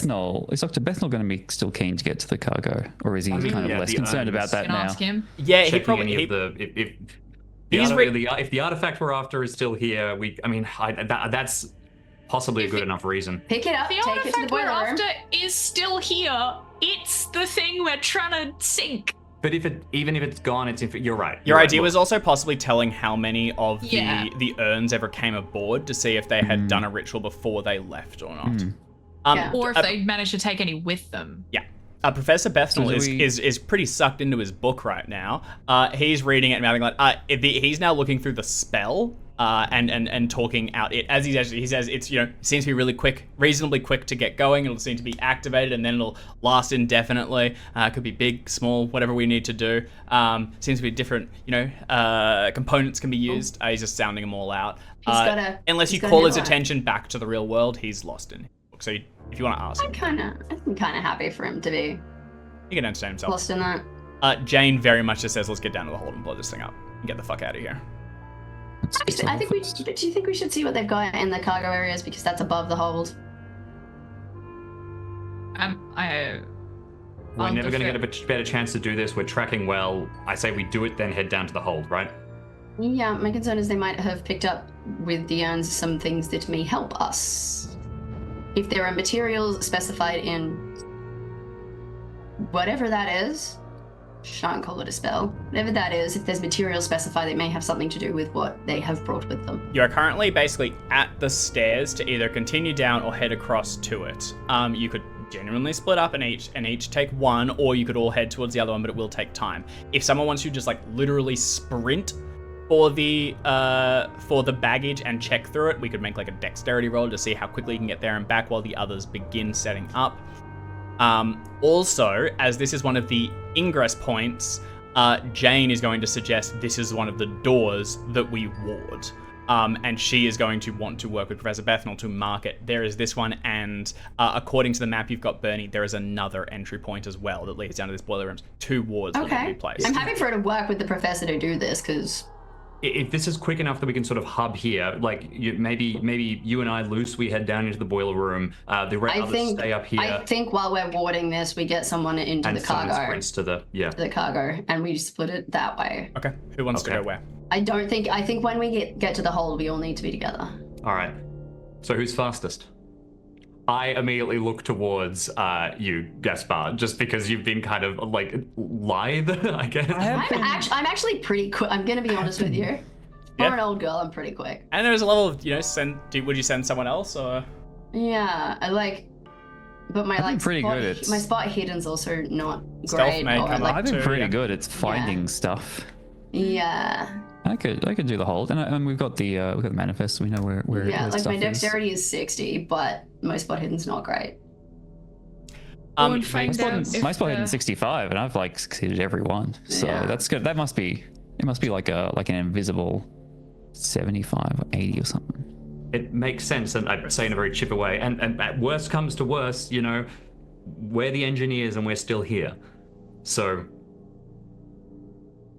I mean, we'll see you back in a second, but... I don't like this, but... Jane's gonna say as well, there's 2 points that we want to ward. I can do one of them. I remember it. Someone else could do the other, if we want to get them both done now and start rigging this thing. Or we all stay together and it takes much longer. The problem that we have is not whether or not these wards, right, they stop this thing getting in, correct? Yeah, and then I think we need the urns to put it back. We're not putting anything in anything. We're sinking putting the it ship. at the bottom of the ocean. Blow it up, send it to the bottom of the ocean. My question is, what happens if it gets into the room with us? What happens if it's already there? Then we're in trouble. It can't cross the wards. But so the wards could trap it in here with us. But they can be delayed too. The other thing is we set a ward, hide it, wait till it comes across it, and activate it. But that's risky. That doesn't fly. It eviscerates us all. But that would hold it in place down here while the boiler explodes and we run. It cannot cross it. Right. So we can either keep it out, but we still need to get out after. That's a good point. And it'll be out there waiting. I think splitting and putting up both the wards is good. That thing, it sounds like the big danger here. So, I have a real stupid idea. Yeah. Luce, do you want to stay with the professor, and I'll go with Jane, and or vice versa, and Bernie and Gaspar, the two of you can dart off towards the cargo hold. I'm not letting Jane out of my sight, to be honest. Do you want to go with? Do you want to go with? So I'll go with her. Okay. I don't Stay with trust the her. professor. Yeah, Gaspar, if you're ready to go to the cargo hold, Luce, you stay with the professor, and I'll wait till I hear somebody who needs a hand. All right. Okay. What was your idea, Liz? Oh, just, I had a silly idea. I don't know if you've ever used a bar stool as like a little buckler in a nice little fight. You can kind of smash someone's head against it if they're really trying to go at you. If this thing is on a door and the door's not massive, or it can be put on something that isn't massive, then why not take the ward with us when we go? Shield. Kind of thing. If it can't cross the ward, then, at least it'll back Nelly kind of thing. The ward can be transported. But if it gets damaged or marked in any way, it's no longer useful.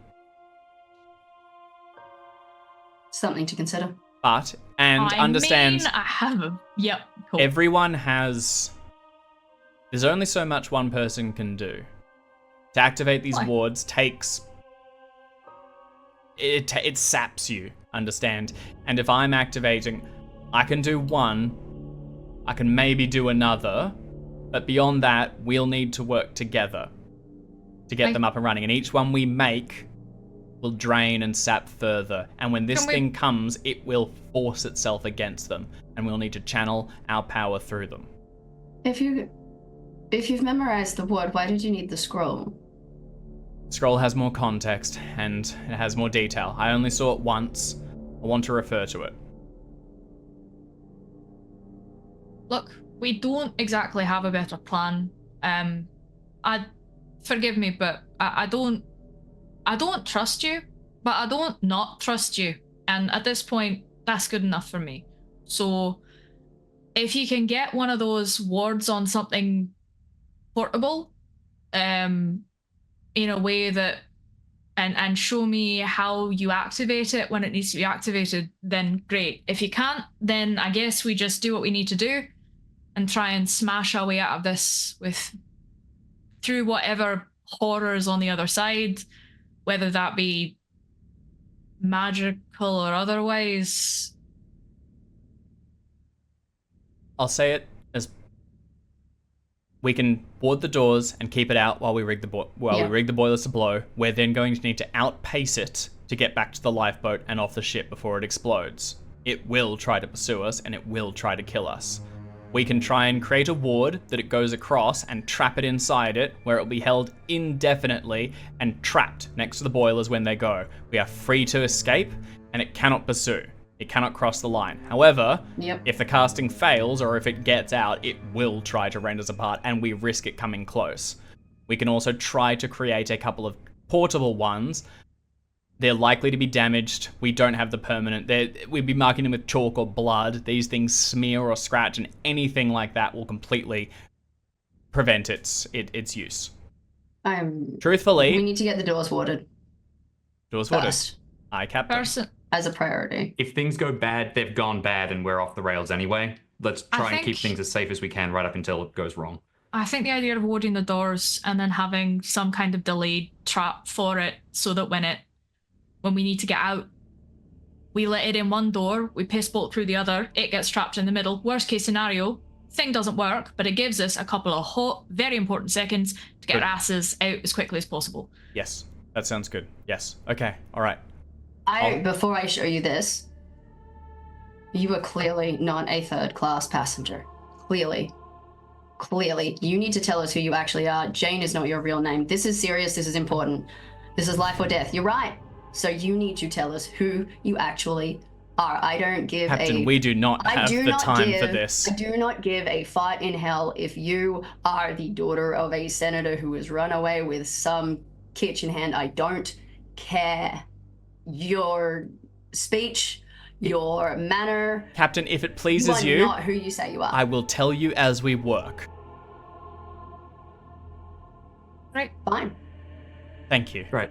If it's all the same to you, it's just nice to know the people you might die with. Get what I'm saying?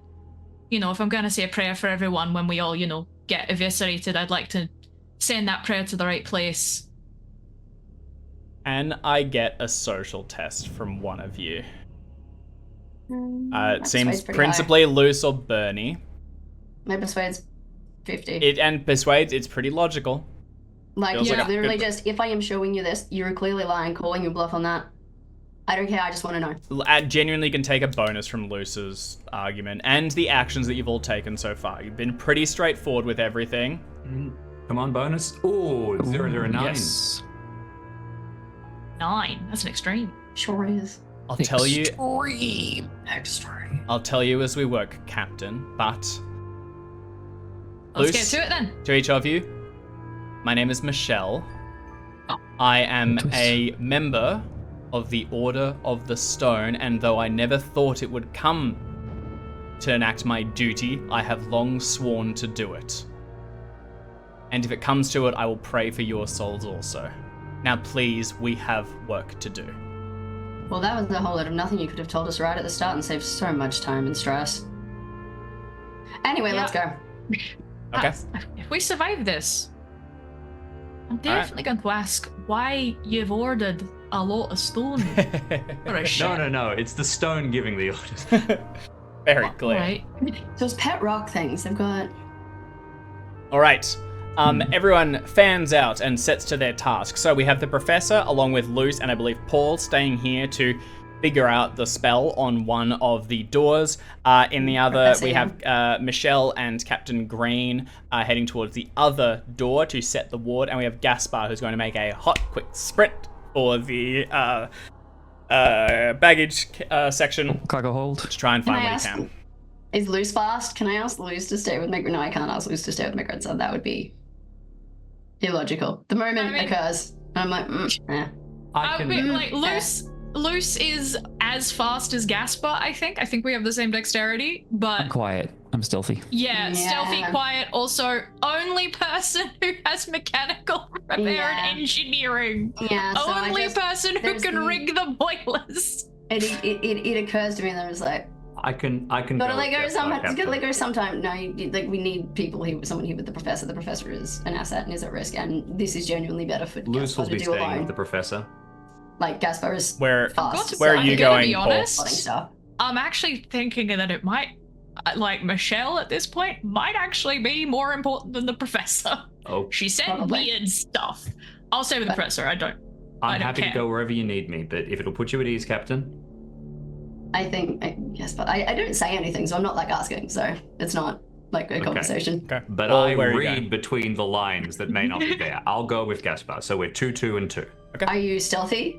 I have like 40 in I will stealth, so I have figure a it- little Eh, bit. it's not, that could be worse. It's up to Gaspar. Like I'm not going to. Oh yeah, no, I won't complain. Okay. All right, we have our I won't bodies. complain to have a meat shield, not at all. Okay. I will leave it up to you, Alex, whether you are sticking with Jane at this Oh yeah, I'm point staying still. with Michelle. I'm staying with Michelle because she said that she's got more to say. Yep. Okay. All right. So the party splits, and each of you take one look at one Sorry, last I thought look you at. said you party, and I was like, yeah. You each take one last look at your companions and hope you'll see them again in the bowels of the ship, or if not, topside, as you race for the lifeboats and to safety. And then you split, each receding into the darkness, only seen by your bobbing flashlights that light the way. First, Luce and the Professor. The Professor What? has basically ignored this whole conversation and is sitting on the floor with the scroll unfurled as he traces his hands along it, and then looks up to you and, when everyone else is gone and go, where's everyone gone?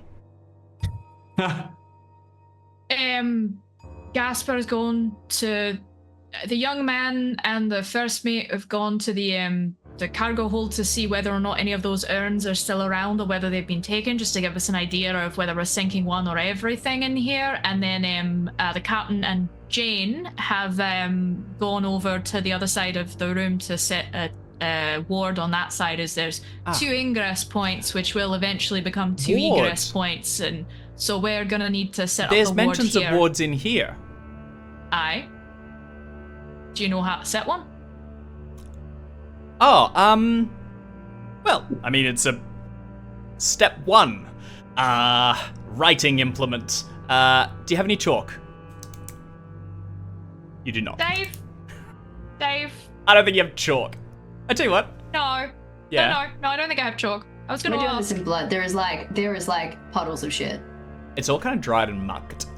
Yeah, I was this is the actually- whole point. There's not really good writing implements unless you've got a bunch of oil. I think like, loose. from being an Do you have engineer. a thought? I do, and I don't think it's relevant here because I don't think this is something that exists in this world. But if someone magically in chat tells me it does, oh boy, are we cooking? I have welding. Yep. And I'm wondering whether there is any kind of like smaller, like battery operated, like soldering iron type thing that I might have to do patch repairs. It's I cool. think we're in still in pulp, the period of I would like probably. machining. In Yeah. Pulp, I might give it to you. In this one, unfortunately, your mind probably goes back to the marks that were laid on the room above where they used blood to mark it. Yeah. Cool. Then I'm gonna file that away for later on these wards are good when they can't be smeared, and go, well, I might be able to weld this into the side of a ship at some point if I need to.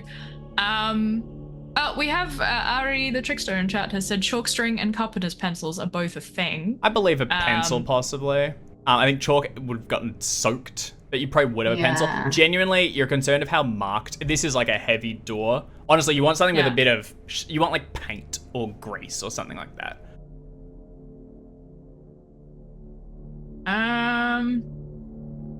Okay. Like no chalk. Next suggestion is blood. So I suppose we need to... Well, Find some? yes. I suppose I can spare a drop. Right. It's a big door. Yeah. No, if you're doing a whole like protection thing, then I guess rituals generally require a offering from everyone involved. So you can have some of mine. I just would prefer to keep the majority of that. I'm pretty sure there's a fair amount of internal bleeding at this point. I think I like kind of move up my shirt and there's just this like massive black and purple like welt starting to form. He immediately comes over and goes, are you all right? Are you, this is bad. It's not the worst that I've had. I fell from one of the masts onto the top deck once and gave myself a relatively nasty fracture in my femur. That was not fun. That took quite a while to heal and never quite been the same. But no, this one's probably pokes themselves. Probably 3 cracked ribs, I think. And then like sort of also pulls down the shirt and like there's also like bruising around the top of the shoulder as well that's starting to come up. And probably a semi-dislocated shoulder. So, I'm glad it's on my non-dominant, but well, if we could try and limit the amount of actual bleeding that I need to do, I think listen, that'd probably be good. My stomach is mostly empty, but my blood remains where it were, and truth be told, I think you're more like to carry me out than I you. So why don't I do the bulk of the bleeding, as it were, and could I trouble you for a knife? Certainly. I will pull out my treasured possession, which is a bone-handled pocket knife. Oh, sick. And I will say, if you don't mind giving this one back to me quick once you're done, it was a gift from my father. Well, rest his soul. Not at all. It's a nice... Oh, yes. That'll do just fine. Right. I will also I will also do a very quick like kind of surface level if he's like using something to collect it in. I will give a small amount of blood to the thing as I'm superstitious and believe that if you're doing a ritual, everyone needs to contribute in order to be protected by it kind of vibe. Yep.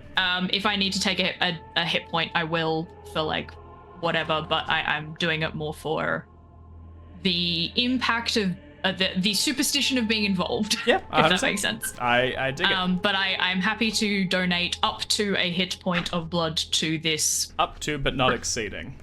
If possible. Yeah, understood. You can make a cut of your own and put a few small drops, basically as you get to the completion. He begins to go through it very scientifically minded, beat by beat. It's like the circle, and then yes, step, and this, and he's just kind of copying out the symbols that he has here. He just is unable to interpret them. They are not a language he understands, but he is very curious about them. And as he's going through, he's sort of nattering away.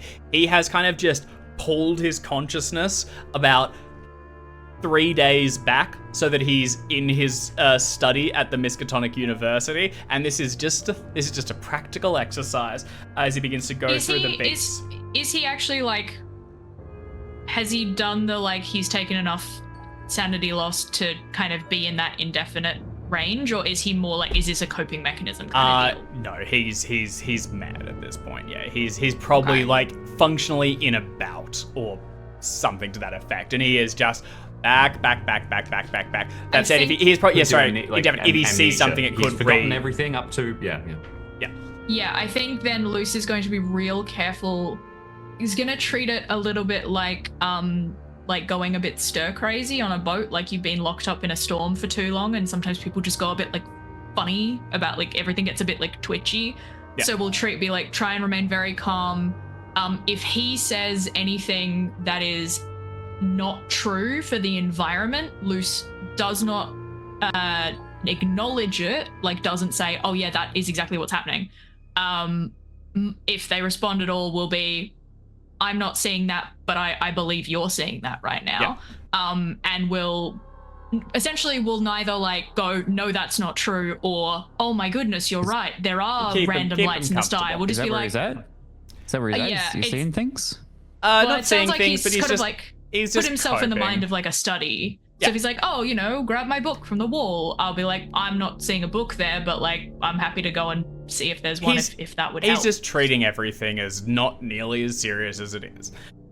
You and he go through and scroll out this large bloody seal on the door, and as he steps back, he says, right, then, all that's needed is to activate it. And at this point, one of you is going to need to do so. He can attempt it. It is a power roll, for what it's worth. And you kind of spoke through the processes as you went.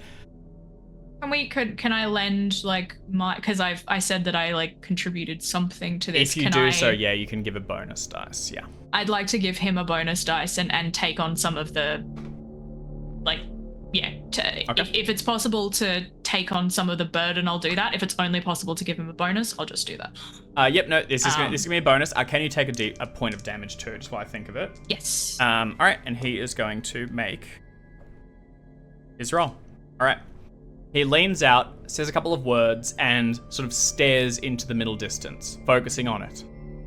Steps back. Nothing feels as if it's changed, and says, well, I think it's done.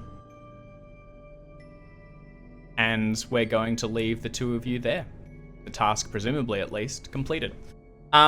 Elsewhere, and quickly racing across the deck, Bernie and Michelle make for the other door, where Michelle gets to the bottom and quickly begins to mark out a rough shape. Working with only one arm is slower, so she basically sketches it, and then blood from a small penknife that she jams into her collarbone and begins to smear. She gives the outline, and then Captain Green, she's going to ask you to just work with her to fill it.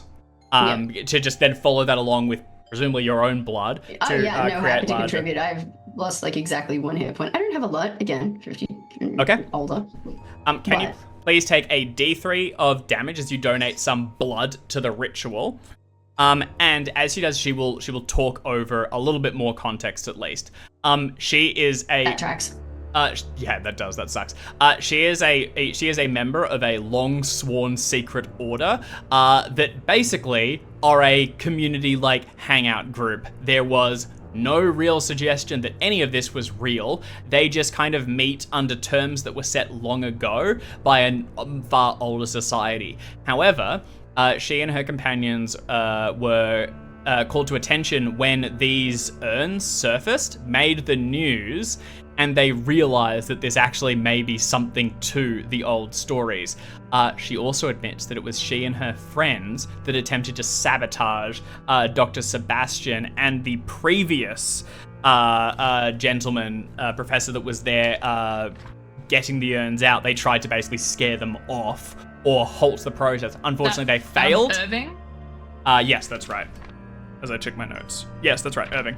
That unfortunately failed, and she was tasked with following Dr. Sebastian to America to see what came of it.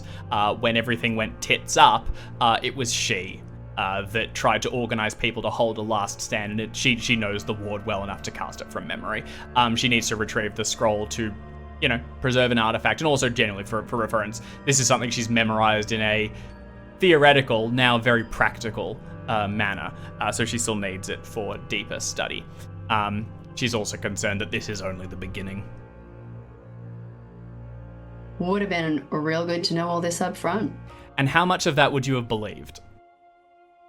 Enough.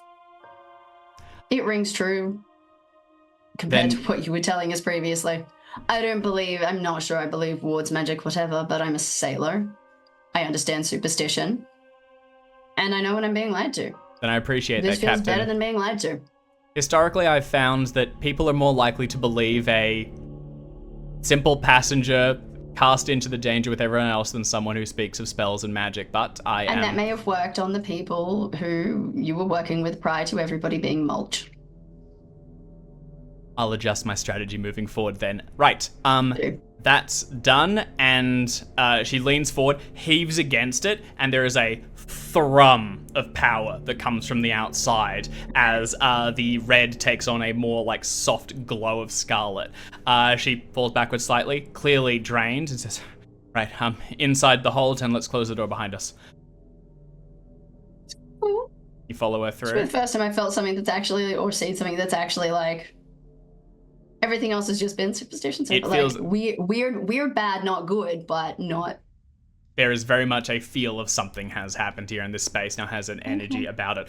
She moves through the doorway, very careful to open and close it so that it doesn't damage any of the seal, and you are inside the boiler room. We go across to Gaspar and Garrett, Excellent. who are Leaving the least eventful and non-climactic space and places for the end Never of the known session. that Good, to good call, happen. Dave. That's Yeah, smart. yeah. That's smart. You go racing for the baggage hold, sprinting around corridors, Gaspar taking the lead and Paul thundering behind him. Turn, corner, you arrive at a locked cage, slam against it, and need a way through. You could go for just straight strength to try and break it open, or this would be locksmithing, or something to try and get through the lock itself. Straight strength gotta will be- just break it open, though. Straight strength then. Let's go for it. Okay. Out of the way. I'll try it. Okay, Paul, could you please give me a strength roll? We'll know in a second, but I've got 60 strength, so fingers crossed. I could have tried mechanical repair, but it's not really locksmith. I didn't. Oh, great. Oh yeah, baby. You get towards it, rattle it, and heave it back. Something snaps and the door won't budge. You go to throw another shoulder against it. When Gaspar, you hear that sound you heard previously. Something sliding along the other door. You look nervously towards Paul, who at this point deciding that you probably need to find another way around. You find yourselves in a dead-end corridor. There's no way forward, and there's something sliding. It appears to be moving backwards, back the way you came. And then you see something wet slide along the ground on the far side, caught by your torch. You have a moment to Great. act. So our path behind us is blocked, to be clear. It is blocked. Yeah. You can attempt to throw yourself back into it again. The fumble has been locking it, and it'll be difficult to do so. Or you can try and race back the way you came and outpace whatever it is that's coming towards you. I think I try to go through the door because I figure that it's the best chance, and I will grab a hold of your shoulder and say, like, run. If you can get away, leave. I'm hoping that it will chase me, kind of thing. If Gaspar just goes. Yeah, Gaspar, do you want to try and dart past it in a way? Sure, I do what I'm told. Okay. All right. Can Yeah. I functionally just give a bonus die here? Can I assist to get Gaspar out? You can go with him and stand between it and him. That's the only option, right? Is back where we came. It's not Pretty much. Or you can stay here and try and throw yourself through the door. But that's going to be very difficult, and that won't necessarily help Gaspar going away. That's you both taking two different paths to try and escape. Yeah, I see what you mean. Yeah, I'll try and get Gaspar out. So I run with, and I'm sort of, if I can forgo trying to get past in favor of trying to get Gaspar out, I will do so. Okay. Nice. I will not argue with that. Try both. The way seems locked, and Paul, Give up. acting as first mate and also kind of guardian to his captain's young grandson, 18, decides that the priority is for the boy to live. You go racing back the way you came just as this wet puddle slides around the corner and begins to raise up on the other side. As you close in on it, Paul throws Gaspar forward onto the other side of it and plants his feet to stare directly into the monstrosity that peels around the corner. It is a huge, bulging mass of tensed oil with eyes peeling out of them as if the lids are only just now opening, and a dozen wet, toothless mouths that yawn open, and from deep within you can smell a stale air, as if that of long-sealed temples. As soon as it catches your eye, or you catch its many, you feel something deep inside you shiver and snap. Gaspar, I'm going to ask you to make your dexterity roll first, actually, and then we're going to deal with your sanity. So can you make a dexterity roll with a bonus dice?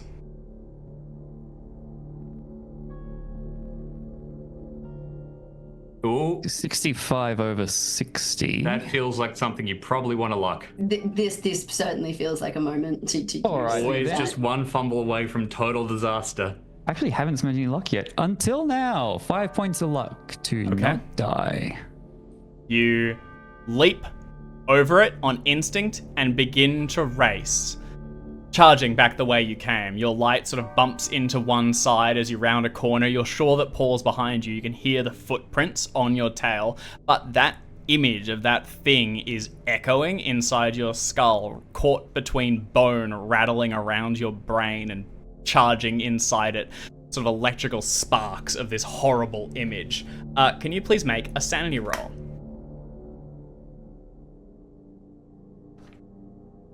Okay. That is a fumble. That is a fumble. That's what we call a fumble. Oh, the And, business. and you had a bonus. So that is going to be a D8 for seeing Agran fully, as well as a D4 for the tome that you've read. You are going to take the maximum of both. That is going to be 12 points of sanity, immediately sending you into a bout and indefinite insanity, as you are fully aware that this thing has been summoned long ago, pulled from the stars, and when the dozens of men and women saw it and were so afraid that it could not be repelled by any weapon, they sacrificed dozens to seal it away in a cage. And some fool university professor has unleashed it on the world. Paul is dead. He has no chance against it. You too will be dead if you do not run. Sinking this ship will only delay its ascent. The world has ended. The rest just don't know it yet. Oh well. We had a good time. We're skipping right over the intelligence check. It's an indefinite. Oh, so it's you indefinite. only You're make taking it. intelligence checks on temporary insanity bouts. Yeah, It's that's the what I thought. full, it's the whole chestnut. Okay, now that's the Oh, bad well. news. Good news. You do gain 5 Cthulhu mythos because you Ooh, have seen nice. you have seen an Each entity. lives to Congratulations. Wow. So I get another one from skimming the spell as well. Is that right? You should be at 6 now. Yeah.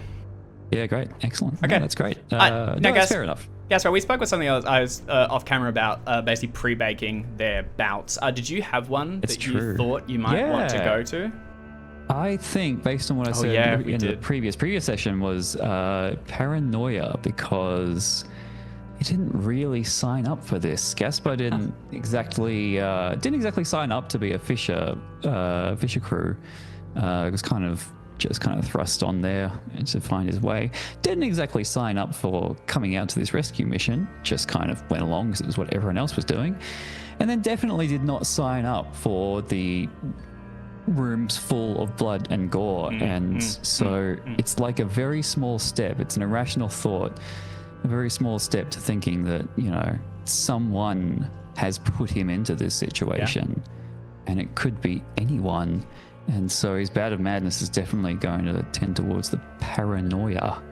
Hell yeah. And he thinks that, someone is orchestrating all of this, because this is not normal. This should not have happened. This is not just chance. I think what makes the most sense for Gaspar here is you are the only one. Well, you told Bernie at least what you'd done. You're the only one currently that knows how to get to the lifeboat and off this ship. The rest have gone deeper. Now's your chance to flee. I think it makes sense that you would race back up towards the lifeboat and attempt to save yourself. I think it's a fine idea. Okay. Don't trust us anymore. And That's, off goes Gaspar. All right, Jim. I have a question, Dave. Yeah. That navigation roll was for Bernie, right? What navigation roll? The critical critical success. Oh, success. yes. The thing that's going to help us get back to where we need to go. Us. That's like if Bernie's leading the group, yeah? Collectively us. Yeah, that's true. Although you all did like you went along that, you know, the path. You found your way down very quickly. I think it's Bonus side basically if it territory, doesn't maybe. move. Yeah. Okay. Assuming it doesn't move. James, can I get you to make a sanity roll, please? Sure. Behold the big globby mess. Oh, we should have gotten you to roll yours. Yeah, so actually, I think that I told you I'd need a little bit of time to think of what my bout of madness would be if it does trigger. Told you, Dave. Which, He told you. considering I've just failed, because I'll say in advance, it's the direction of overly helpfulness, I think, because I'm just a helpful person in general. And this monster wants something. How can I help? I think I'd like to Talk to the... oppose it from violence.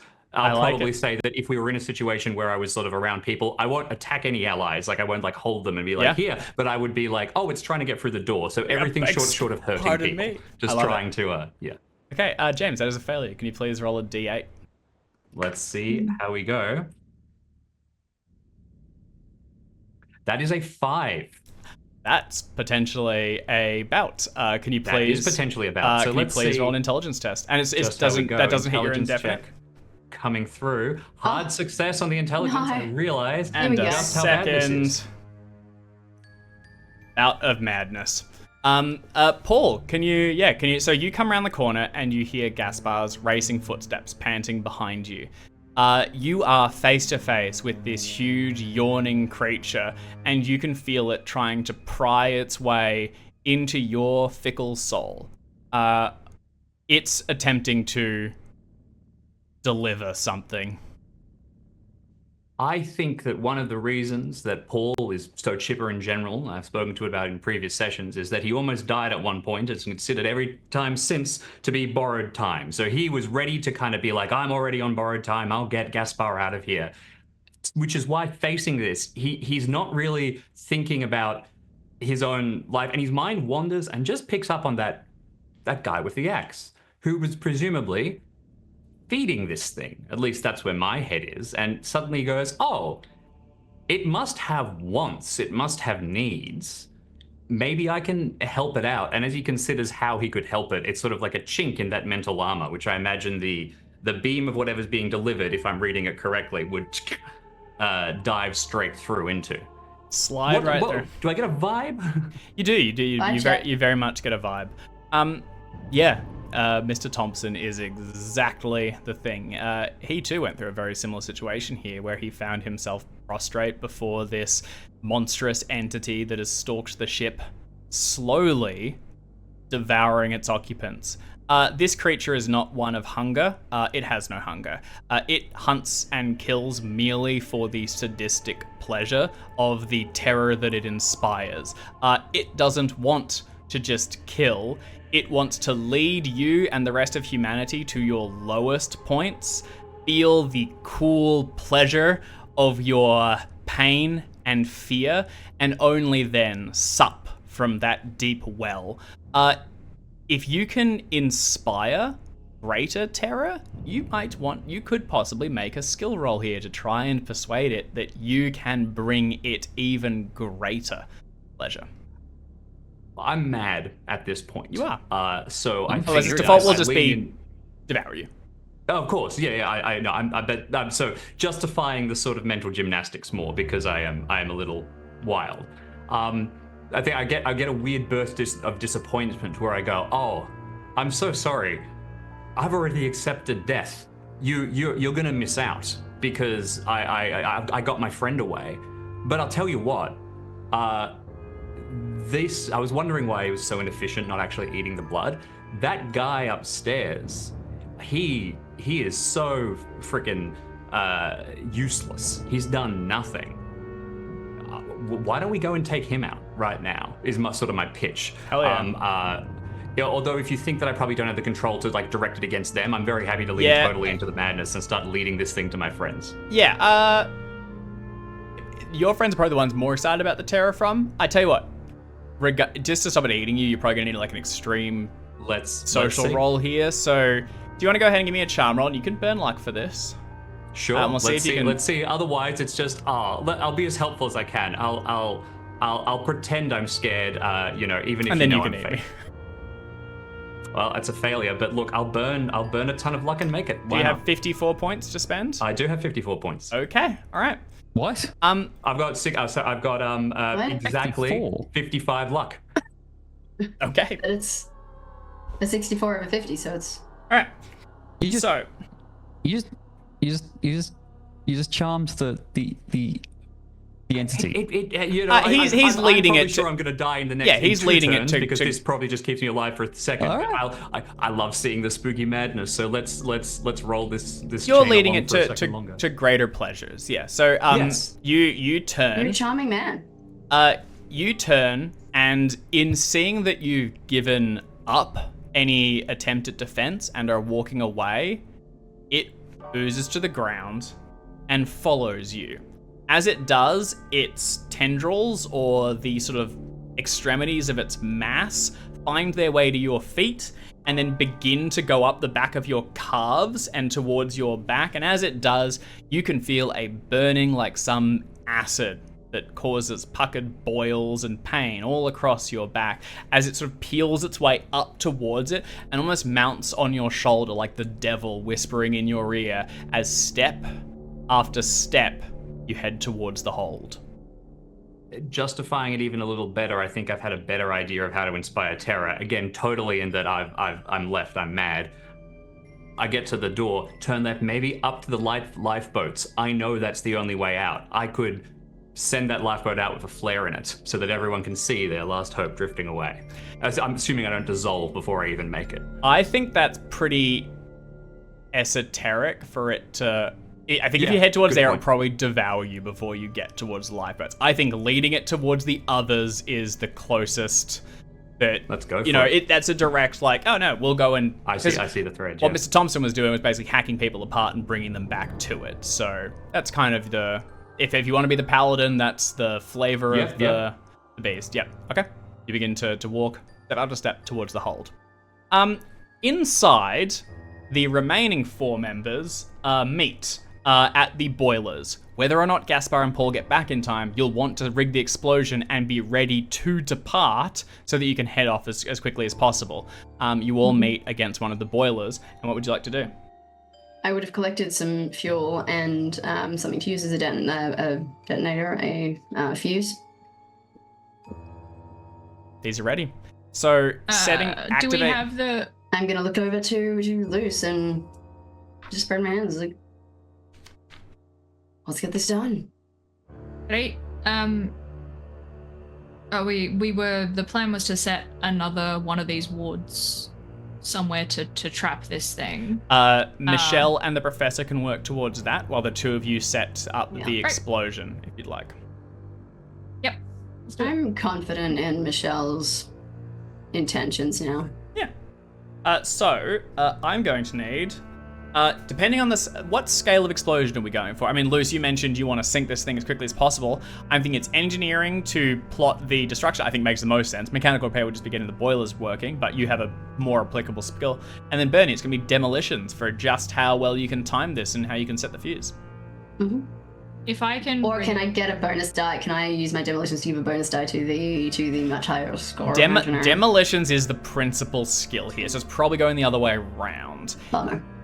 And that's going to set your fuse for the demolitions, even if failed, unless fumbled, isn't an immediate explosion. It's shortening your window to escape. Okay. You are setting it to blow up. This thing's going to the bottom of the ocean, one way or the other. So separate rolls. With engineering,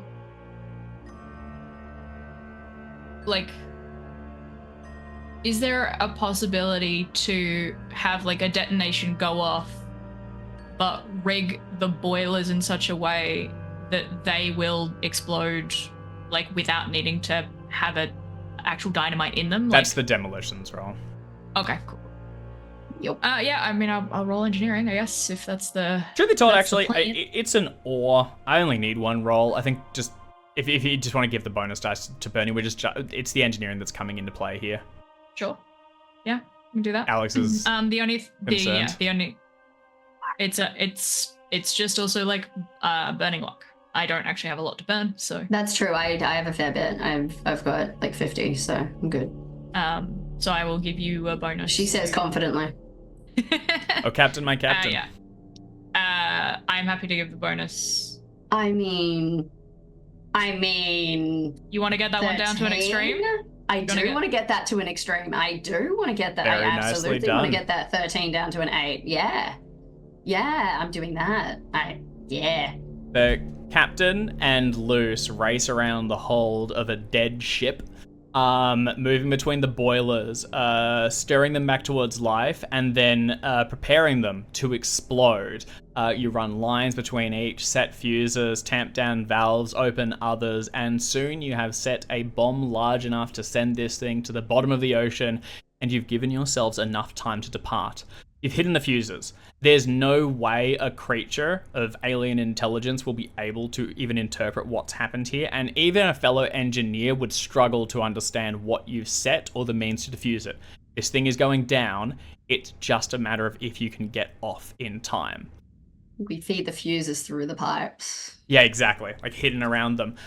They have set the ward on the ground, a final one, sealed it, and as Michelle goes over it and activates it, she steps back up and she is pale white, and you can see blood beginning to string from her nose as she is very close to fully drained her ability here.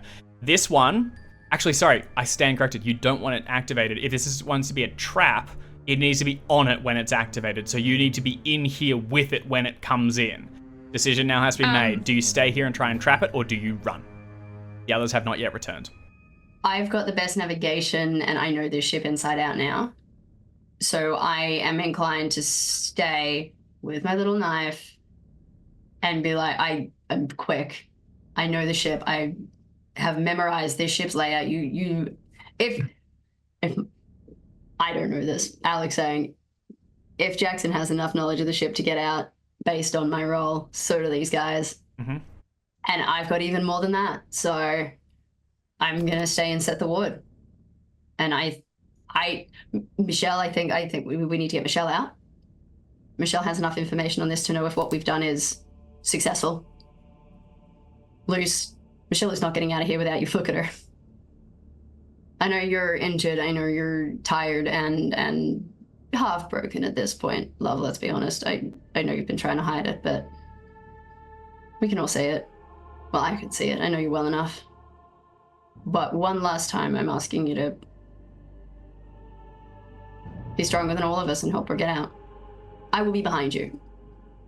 You know me. You know I'm not self-sacrificing, really. Like, I want out of here. I want back on my boat. I want back on my boat with my crew and my family. I will be right behind you. Very thin smile. And Luce will just say, "Is that an order, Captain?" That is an order.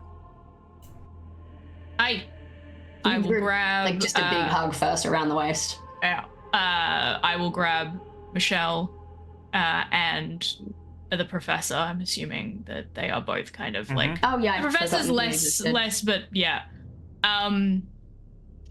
Have I clocked, like, the ward that is on the floor isn't activated? Am I able to say to Michelle or say anything like, is that meant to do something or not? It depends how much time you want to spend on it. It will. You're aware at this point that the other one did not activate. Right. The point of that is, like, I want to sort of flag, like, we set a ward, but it isn't active, and I suspect that is going to be a, like, chink in the armor It'll that come looks through. like we tried to set something, and the monster's going to be like, can't get through that door, can get through that one, so that's the way I'm coming in. Yeah. So at least like there will be a direction. I would like to hold off leaving through the other door until we like have like until I hear something coming through the far door. Like, Okay. I don't want to like leave You and run kind of know directly which way to it's coming, yeah. Yeah, if is that possible, Dave? Is that like reasonable to be like, I'm just gonna like hang near the one that we know is warded and wait to hear whatever happens 100%. and use that as a, because I've been told to get these people out. So my objective is go. As soon as I know it is safe, I'm gonna get them out. Yeah, definitely. Okay. You gather the others and head towards the door that you know to have the ward on the other side, and wait, holding your breath for something to come. Bernie, on the other side, paces back and forth, and per the spell... Well, I'm actually gonna hide Okay. a little bit. What I'll probably do is set up something on top of one of the boilers that is just gonna make a bunch of noise. Like, Yep. just stack a bunch of tools up and, like, get myself hidden and then pull them all down just to, or toss something at them and just, like, bang, like, make a bunch of noise in the boiler room, but I would like to be hidden. Okay. Ideally, I want it to go past me. I'll finish the ward, and then I'm running. Okay, understood. I won't have you roll the stealth yet. We'll roll it when it comes in, but you attempt to hide, and you will get a bonus dice because you have time here to prepare. So I will do that in just a moment. All right. Luce holds her breath. The others waiting as well. And Jim. Do you want me to roll a 1d10 for duration of my madness in case I shake out of it before I arrive back? Where these are in. We're gonna get to this point at least. Sure. And then we'll resolve it from there. Yeah. Let's do it. Okay. Hold your breath, and you hear something slide past, and then move to the other, and then the door opens. Luce, that's your prompt to go. As soon as I hear anything, I've been told my orders are to go, so I go. I Okay. don't wait to as long as the sound I am hearing is confirming that the thing that we're worried about is here. You hear I it. do not wait. So I'm not gonna know that Paul's here. Yep. I'm just gonna go. I'm gonna take them with me. And I will head out the way that we came, going as Oh, I'm quickly as I gonna can. tell them about the bunghole before they go. Oh yeah. Yep. Okay. Warn them that the lifeboat has been With sent. that in Whatever it mind, is. I will be prepping how to fix anything that's happened to the lifeboat. It's fine. I just took the plug out. You just put the plug back in. And It's no big deal. oh yeah, look, that's Yeah. that's all well and written, but I got to do it quickly. So like, I'm working on the basis of like, what happens if I can't find it? Because at this point, I'm not even thinking about finding the damn thing. I'm thinking about how do I patch a boat without it to get to go. Because I need to go quickly. So that's the plan. I'm out. All right. You race up and away, charging around the passages, leading your mishmash remnants of improvised crew through each level and up towards the shelter deck and hopefully safety. As you go, you'll see no sign of Gaspar Green or Paul Garrett. You find the stairs and begin to ascend. Elsewhere, just as the door opens, Bernie, you can see a torch goes across the ground, and then stepping inside comes Paul Garrett. At first, your heart swells. This is them returning. They can still make it, but then oozing behind him comes this long monstrosity. Am I hidden first? You are hidden. Well, actually, hopefully you are. Can you please make a stealth with a Yeah. bonus dice?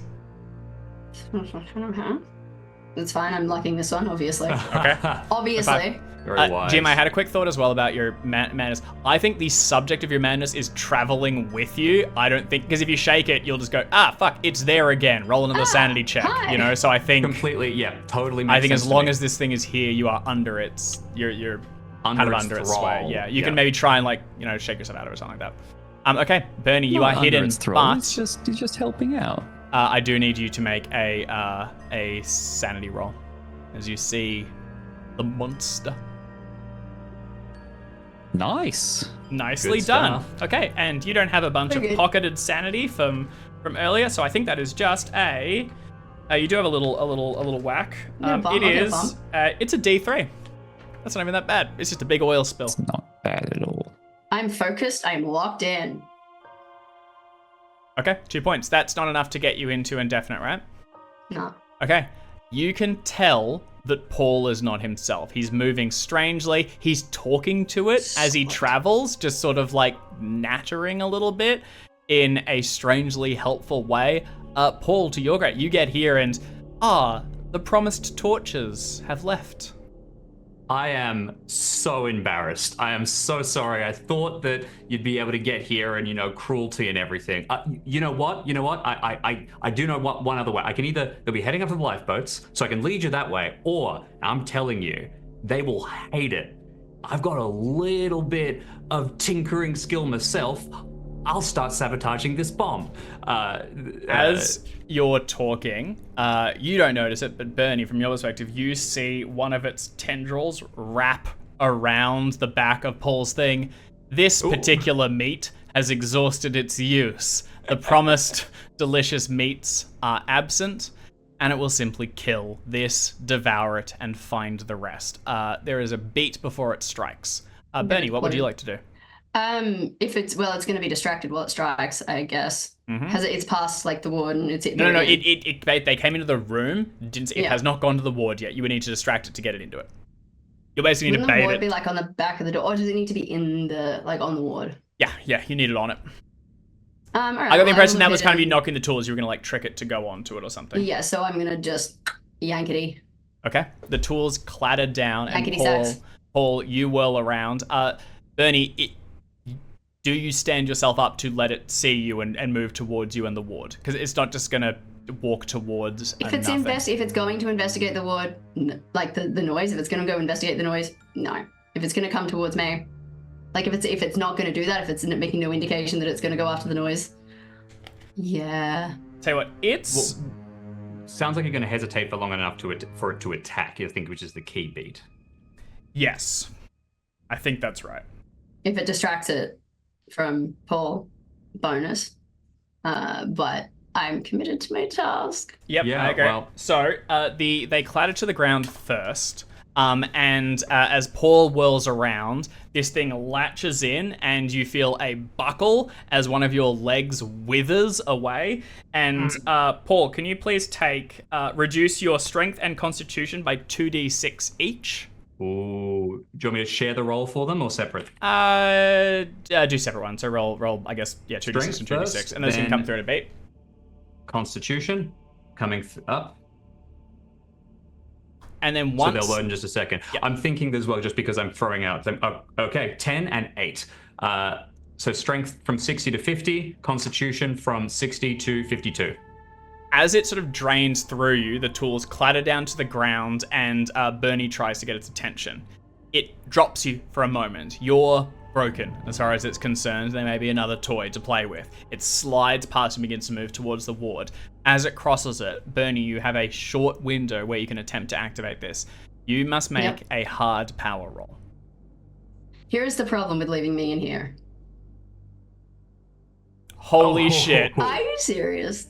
That's so Bernie good. Very nice. Never mind. I'm good. I'm fine. claps I'm her locked in. hands Okay. down on it, and it thrums with power as an energy you didn't even know that you could recognize this. contain rises up from it. The thing immediately lets out an unearthly scream on octaves you can barely perceive that shatter your eardrums and resound throughout the hull, echoing up the ship as it thrashes against the interior. But where the lines in blood were marked by the professor and the cultist, it cannot cross. It writhes up around the interior, and as Bernie steps back, lights the fuse, you can make your escape. I'm gonna look at it and just go, and then race. And is Paul? As you race to Paul, you are currently still within its presence.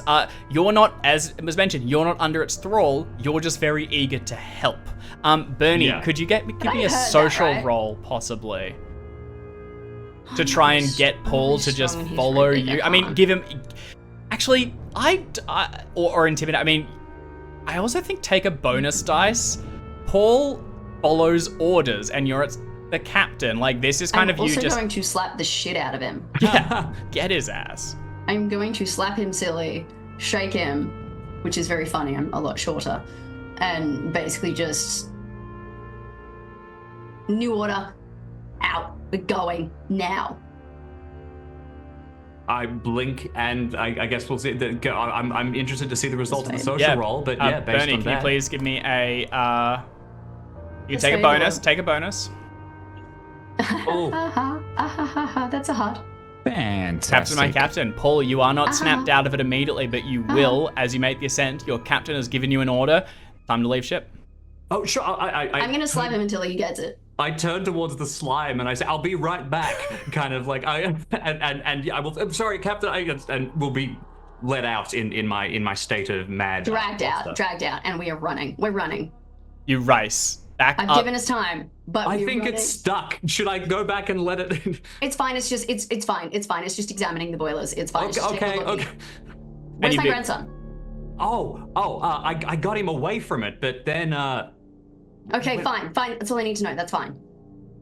and you Save a race breath. We're running. up through the hold and towards the lower deck, darting through the cabins that you traveled through previously, and towards the main area where sort of like fallen things block passages, but you're able to leap over them and follow Bernie's uncanny navigation roll from earlier and find the stairs up to the highest level. You ascend taller and taller, chasing Luce and the others who shouldn't be too far behind. Over the course of this journey, Paul, you're able to regain your sanity as you get a sense for everything, and you can tell Bernie that Gaspar should have gotten out and should be away, but wasn't quite himself as he left.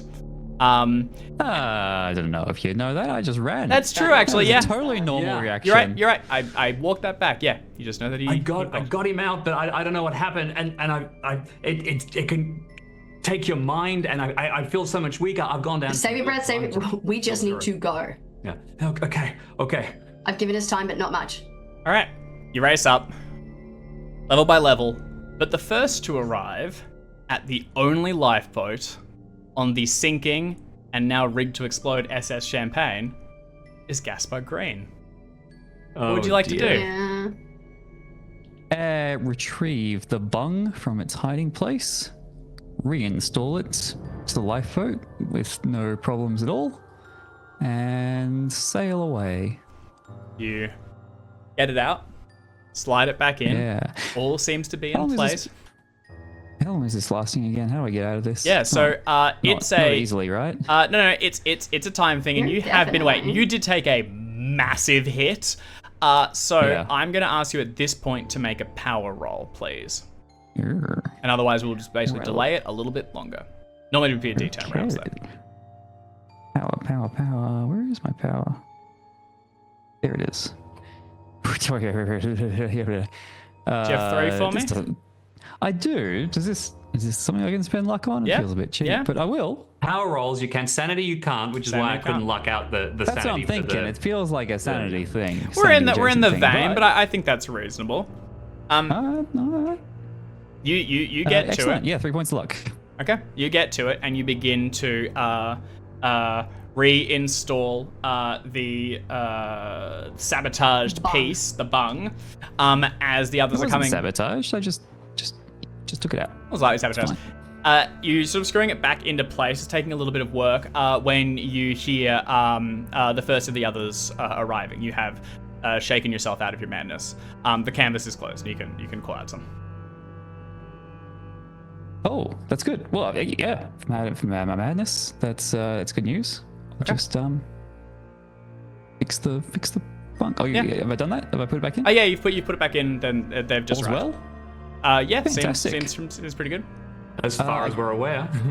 I guess if if I see them on the way, I'll just Yeah, so you head up towards the Let me canvas do a flap, quick- and when you open it, you are staring at the wide-eyed Yeah. faced of Mr. Thompson, who is just Oh. now Oh, reaching no. across the banister into the lifeboat, his wet, naked body sliding towards the raft with just you on the inside. Yeah. He Yeah, we almost forgot looks about him, didn't he we? almost looks surprised when you see him, goes, "Oh," and then goes to strangle your neck.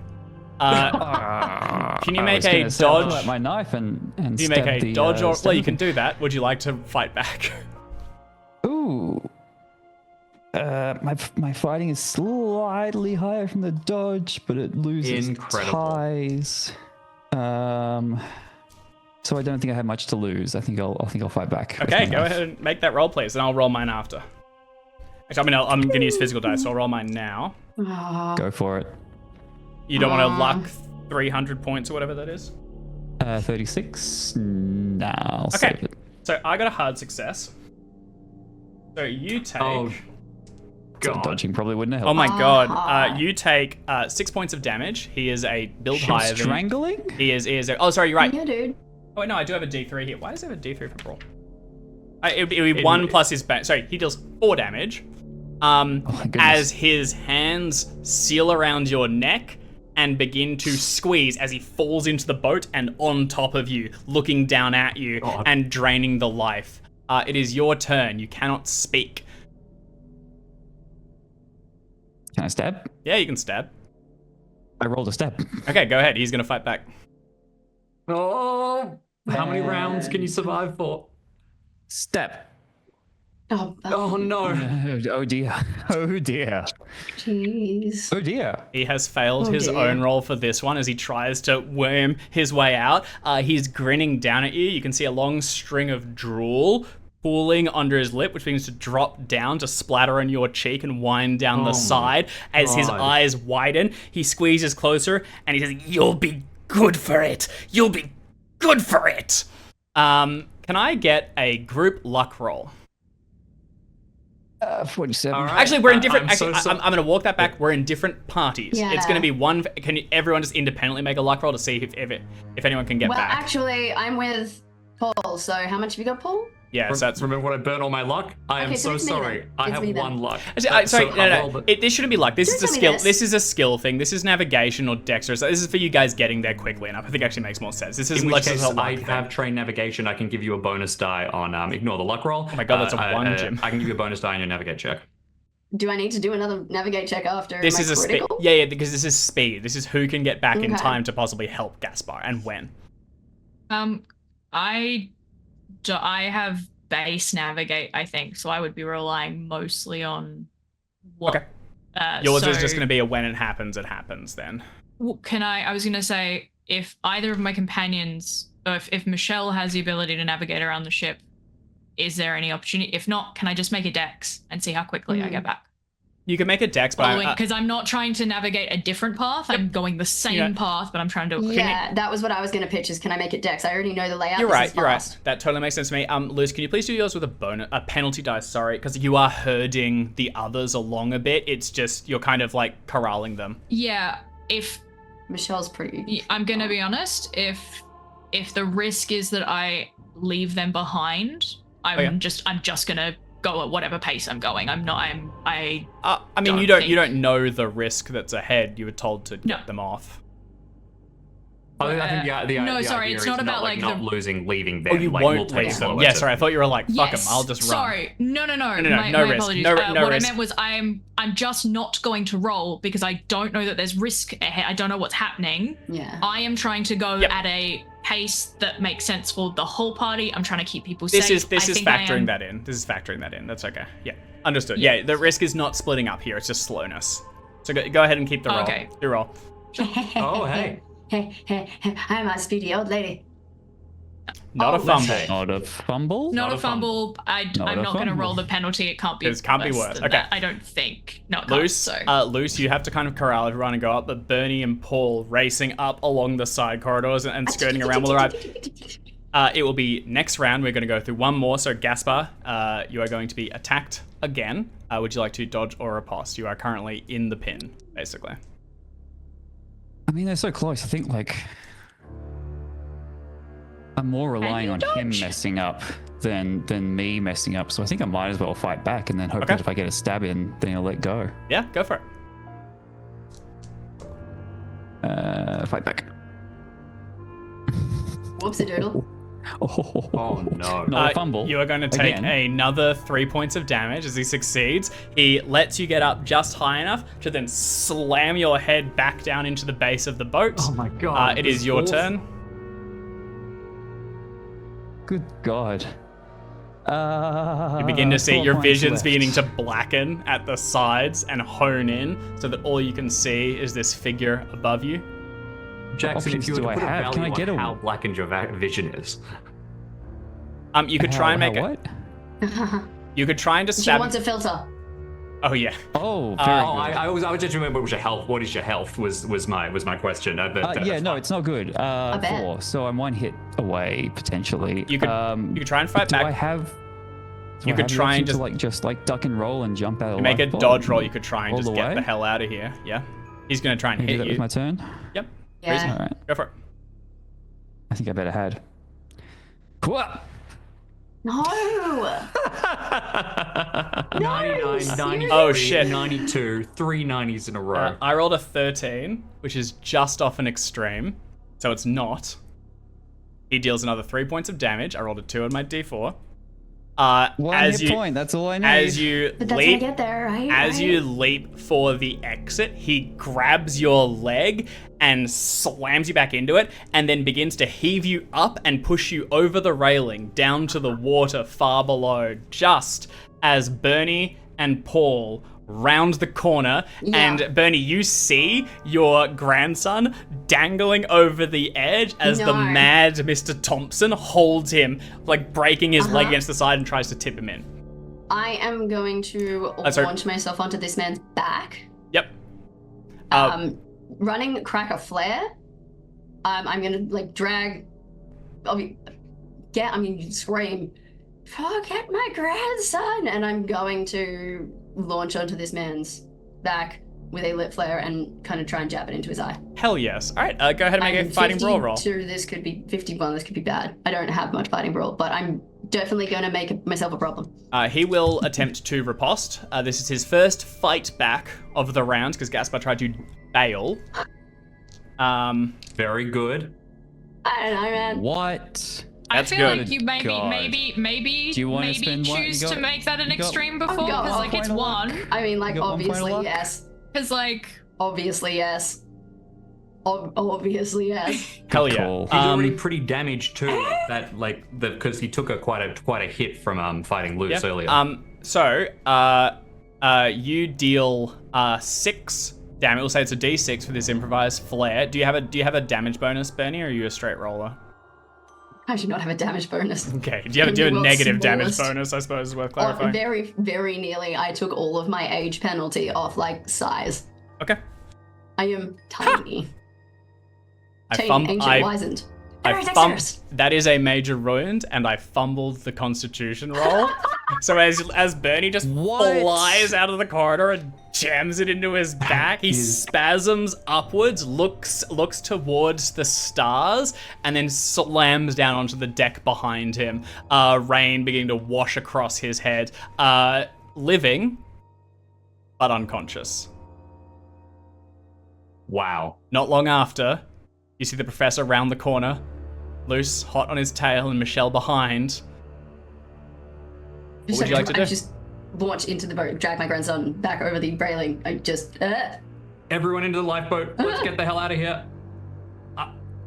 I think without even asking, I start to load the unconscious body in, just because that's what I probably would. No. No. Oh, No, he's gonna wake up and try and kill us. No. okay. Are you sure? What, like? Gotta put the plug and drain. 1 hit point left. I'm not gonna First aid. put sent No, four wait, sentences I'm really bad together. at first aid. Put a plug and drain before go. and I look You don't at have. boat. You can. You don't have long before pushing off. Luce, can you please make a mechanical repair roll? Note, this is going to be hard. Right. You're doing it I under time can pressure. help with mechanical repair. You can give a What bonus do you mean dice. mechanical repair? How do you know it's broken? How do you I'm know I not didn't This- repairing take it. it out I'm safely? looking at the boat. Okay. Bernie said, my grandson pulled something out of a boat. I do not, even if you had rolled perfectly, even if I'd seen you roll perfectly, narratively, 100% Luce would be checking Luce this. doesn't There is trust no you. way that Luce would allow Gaspar anywhere near any part of the boat without, like, supervision. The 18-year-old Looney Tunes ass boy. Dun, dun, dun, dun. All right, Acme bonus. Lifeboat Edition. Okay. I mean, that You got is 5 points of luck. 5 points. not for hard. This is a It's hard. Needs to Gaspar. be hard. Gaspar had put it back in. It seems to be back in place. You can't see any clear Great. signs. Seems okay. You can lower the boat and I we're mean, away. it just means that if we get in and it starts to take sinking. on water, I'm going to have to do some repairs We'll do it in live. situ, and that's going to be harder. Okay. Everyone hauls in, and the boat needs to be lowered. I need, like we did previously, a strength roll to set it down to the shifting seas. And then you are going to want to haul oars and get the hell away from this exploding vessel. Oh my god. So just give me a strength I mean, roll for same two as- of you working together. Same as last time, I'm guessing. Unless someone has. Away I'm from further away from you than I was. Oh no, you are. Yeah, you're weak now. Where are you at, Paul? Like 50? 50. I'm 50. still. Well, it's me then. All right, Uh-huh. and I'm gonna say, if it's alright with you, can you do the roll? Because you got the lock, I've got the luck. Okay. and I'm It is injured, so. it is a straight strength roll with two of you working on it. Oh Do my. you I've have got the 2 luck. points? I've got the luck. I've got the luck. It's fine. Okay. Are you fine with me first aiding? Please. also fine with yes, you can you can first aid Gaspar. Okay, very Please. cautiously because I'm not sure. It is a risk of the D2 damage, Bernie, if Oh, this no. fails, which I've would have already clicked, knocked. So, like, I maybe actually. Well, I. No, not the first aid roll. I was about to say maybe I don't. but- no, the strength roll. This is lowering Yeah. the vessel. If you mess it up, it bumps into the sides and things. And Oh yeah, it I'm possibly doing it down. slowly and carefully. I know we don't have much time, but I'm not. I don't wanna. I mean, you've got I've me had some assisting. clutch rolls, and I'm not. Yeah. You lower it down into the choppy seas. We've got this, we've got this, Paul we've got this. improvises some bandages around Gaspar and is strong enough to then get himself up into the oars as you dip into the water and pull it away. There's sort of like a swell around the ship and waves are knocking you back into the champagne, and it takes great strength to heave yourselves against it. Remember, when you tried to pull the foggy sea alongside, you were doing so under power and in better conditions Yeah. that have only gotten worse. I need Can a I- pilot boat roll. Yeah, I was gonna Oh, say, it can all I comes actually down to do this. that? Can I do that and usher Paul to continue first aiding people loose next, then Michelle? Okay. Because my Alright. first aid is I mean, I'm gonna Bad. lend the strength that I have, which is, I think, the highest in the group, to It's hauling ass on these oars. I- I am willing to damage myself further to do I think this. everyone is on ours, honestly. This is Yeah. a all assumed. hand situation. You Well, cannot not do it everyone. otherwise.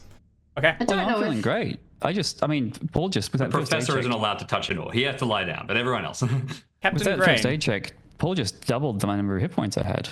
well, look, my guy. The math ain't mathin'. Captain Okay, Green, if you can pilot please boat. make a pilot Do you boat have roll. a? Do we have? Does our? My job is boat. Oh my god. I am gonna. You know what? I've still got luck. I've barely used any. I'm gonna take this to a hard. Okay. All right. All I'm of just you. gonna do it because I don't trust you, Dave.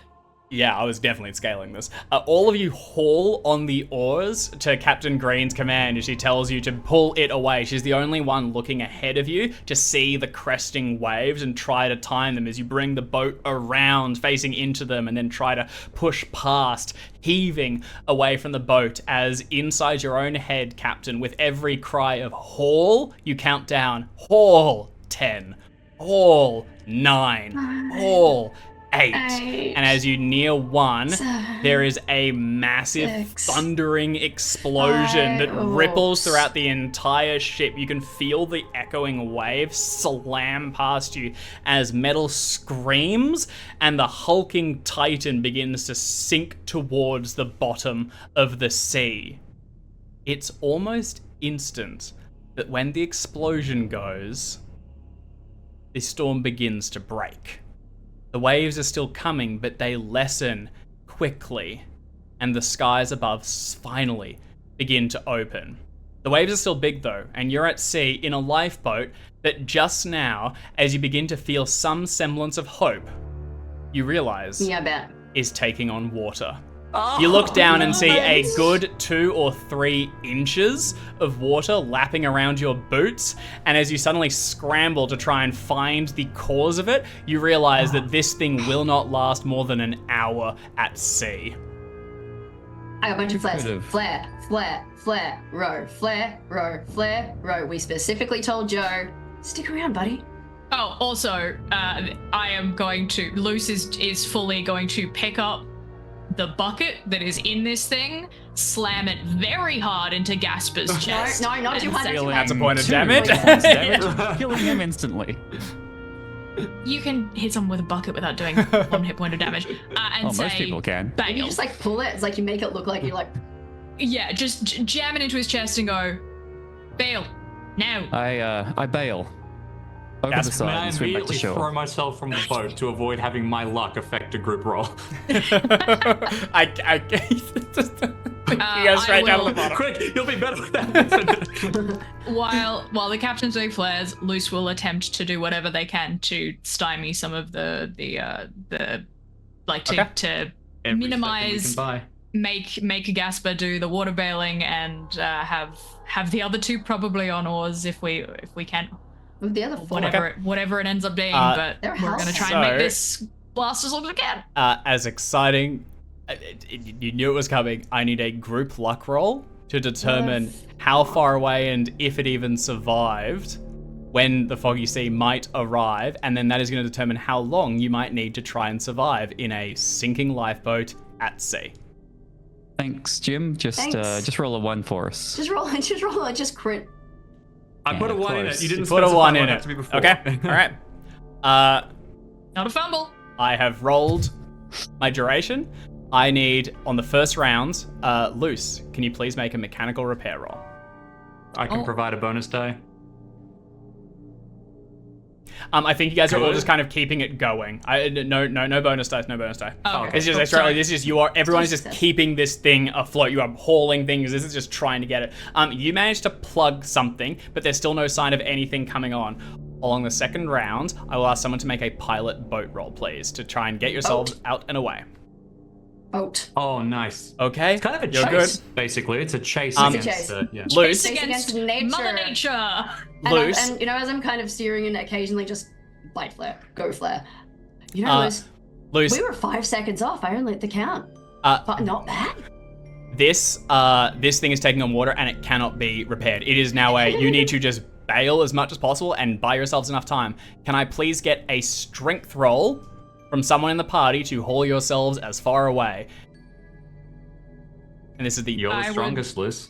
I will trade damage for not taking a penalty on this dice. I will move my body in such a way that I will tear like muscle okay. in terms That's of like pushing I'm not That's just pushing it, isn't it? Yeah, genuinely. And Yeah. actually, you're working with everyone else. I hear it and appreciate it. I think you throw yourself into it, make a straight roll for now, and we can escalate. I'm flagging.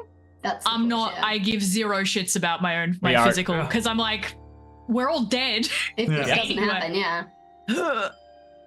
Oh my God, didn't even need it. Good job. It hauls When it's away, needed. clearing the remnants of the storm, and with pull after pull, you begin to get away from the black clouds overhead. The rain reverts from fat drops to just a thin drizzle, and it's just as the boat's beginning to go under that Gaspar's keen eyes spot something on the horizon moving. But I need one final roll from everyone as the boat begins to go under, and can you all please make a swim roll? Swim. And I'm going to roll for the professor and Michelle as well. Hey, I can like that still. Hooray for me. I can also like that. I think I'm up to Oh, pushing Paul. mine. Because I presume this is a This is Pass a or risk fail. of damage, so probably not a pushing thing. This is going to be a D4 of damage on a failure. Would you like to have retroactively dealt some damage to me for bleeding back and getting melted by that? Oh, yes, thing? sorry, yes, absolutely. Yeah, you would have taken a bunch, sorry. Yeah. Let me quickly do that. I attacked you twice mechanically. Does everyone else able to get past it? The roll? With some luck. Yeah. Yep. With some luck. Okay, all right. Again, if Luce is very much in the captain told me to get 2 people back to shore safely. So if necessary, I will. Well, Yeah. I specifically mentioned Michelle. I wasn't that worried about. Yeah, I mean, actually, now it'll we be- actually, Professor. although If it's a choice between 2 of them, They have Now that both. we have- They have now that we both have- failed their rolls Okay. for what I it's might worth, grab- and Michelle I'm- had a penalty with the wounded arm, so they are okay, both. I might try and grab the professor because now that we do seem to actually have a fighting chance.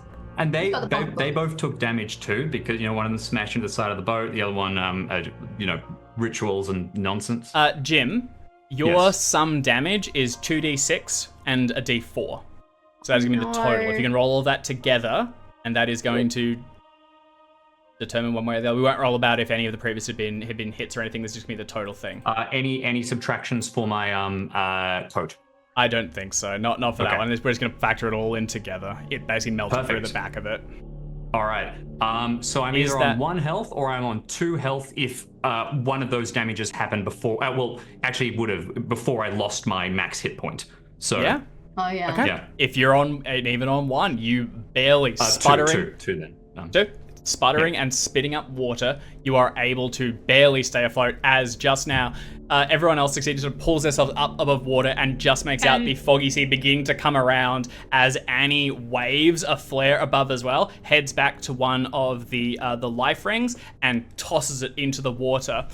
Swinging around, you can both spot Michelle and the professor under the water and then just barely breaking as they take in big gulps of the sea. The professor still desperately clinging to the briefcase that is just beginning to flood with water as it brings him at this down. point, sure. Can't separate him from it. I will Can I try and get the professor? and I will happily exchange. I will take the damage that Michelle would have taken to get her. I'll give her my success essentially if that's something we can do. But mechanically, yeah, for sure. You're able to get up and under her. You all begin, you haul yourselves towards the foggy sea, and as it Do you want me comes to take the alongside... D4, Dave? Yeah, I'll do the same. Yeah, why not? I'll do the same Thank for the you. professor, Okay, there's I 1 can for take a Luce, D4 I easy. rolled really low, and it's 2 for Bernie. which does make sense. I'm old. Okay. I'm at 1 for me, did you say? Only 1. Coats won't block this.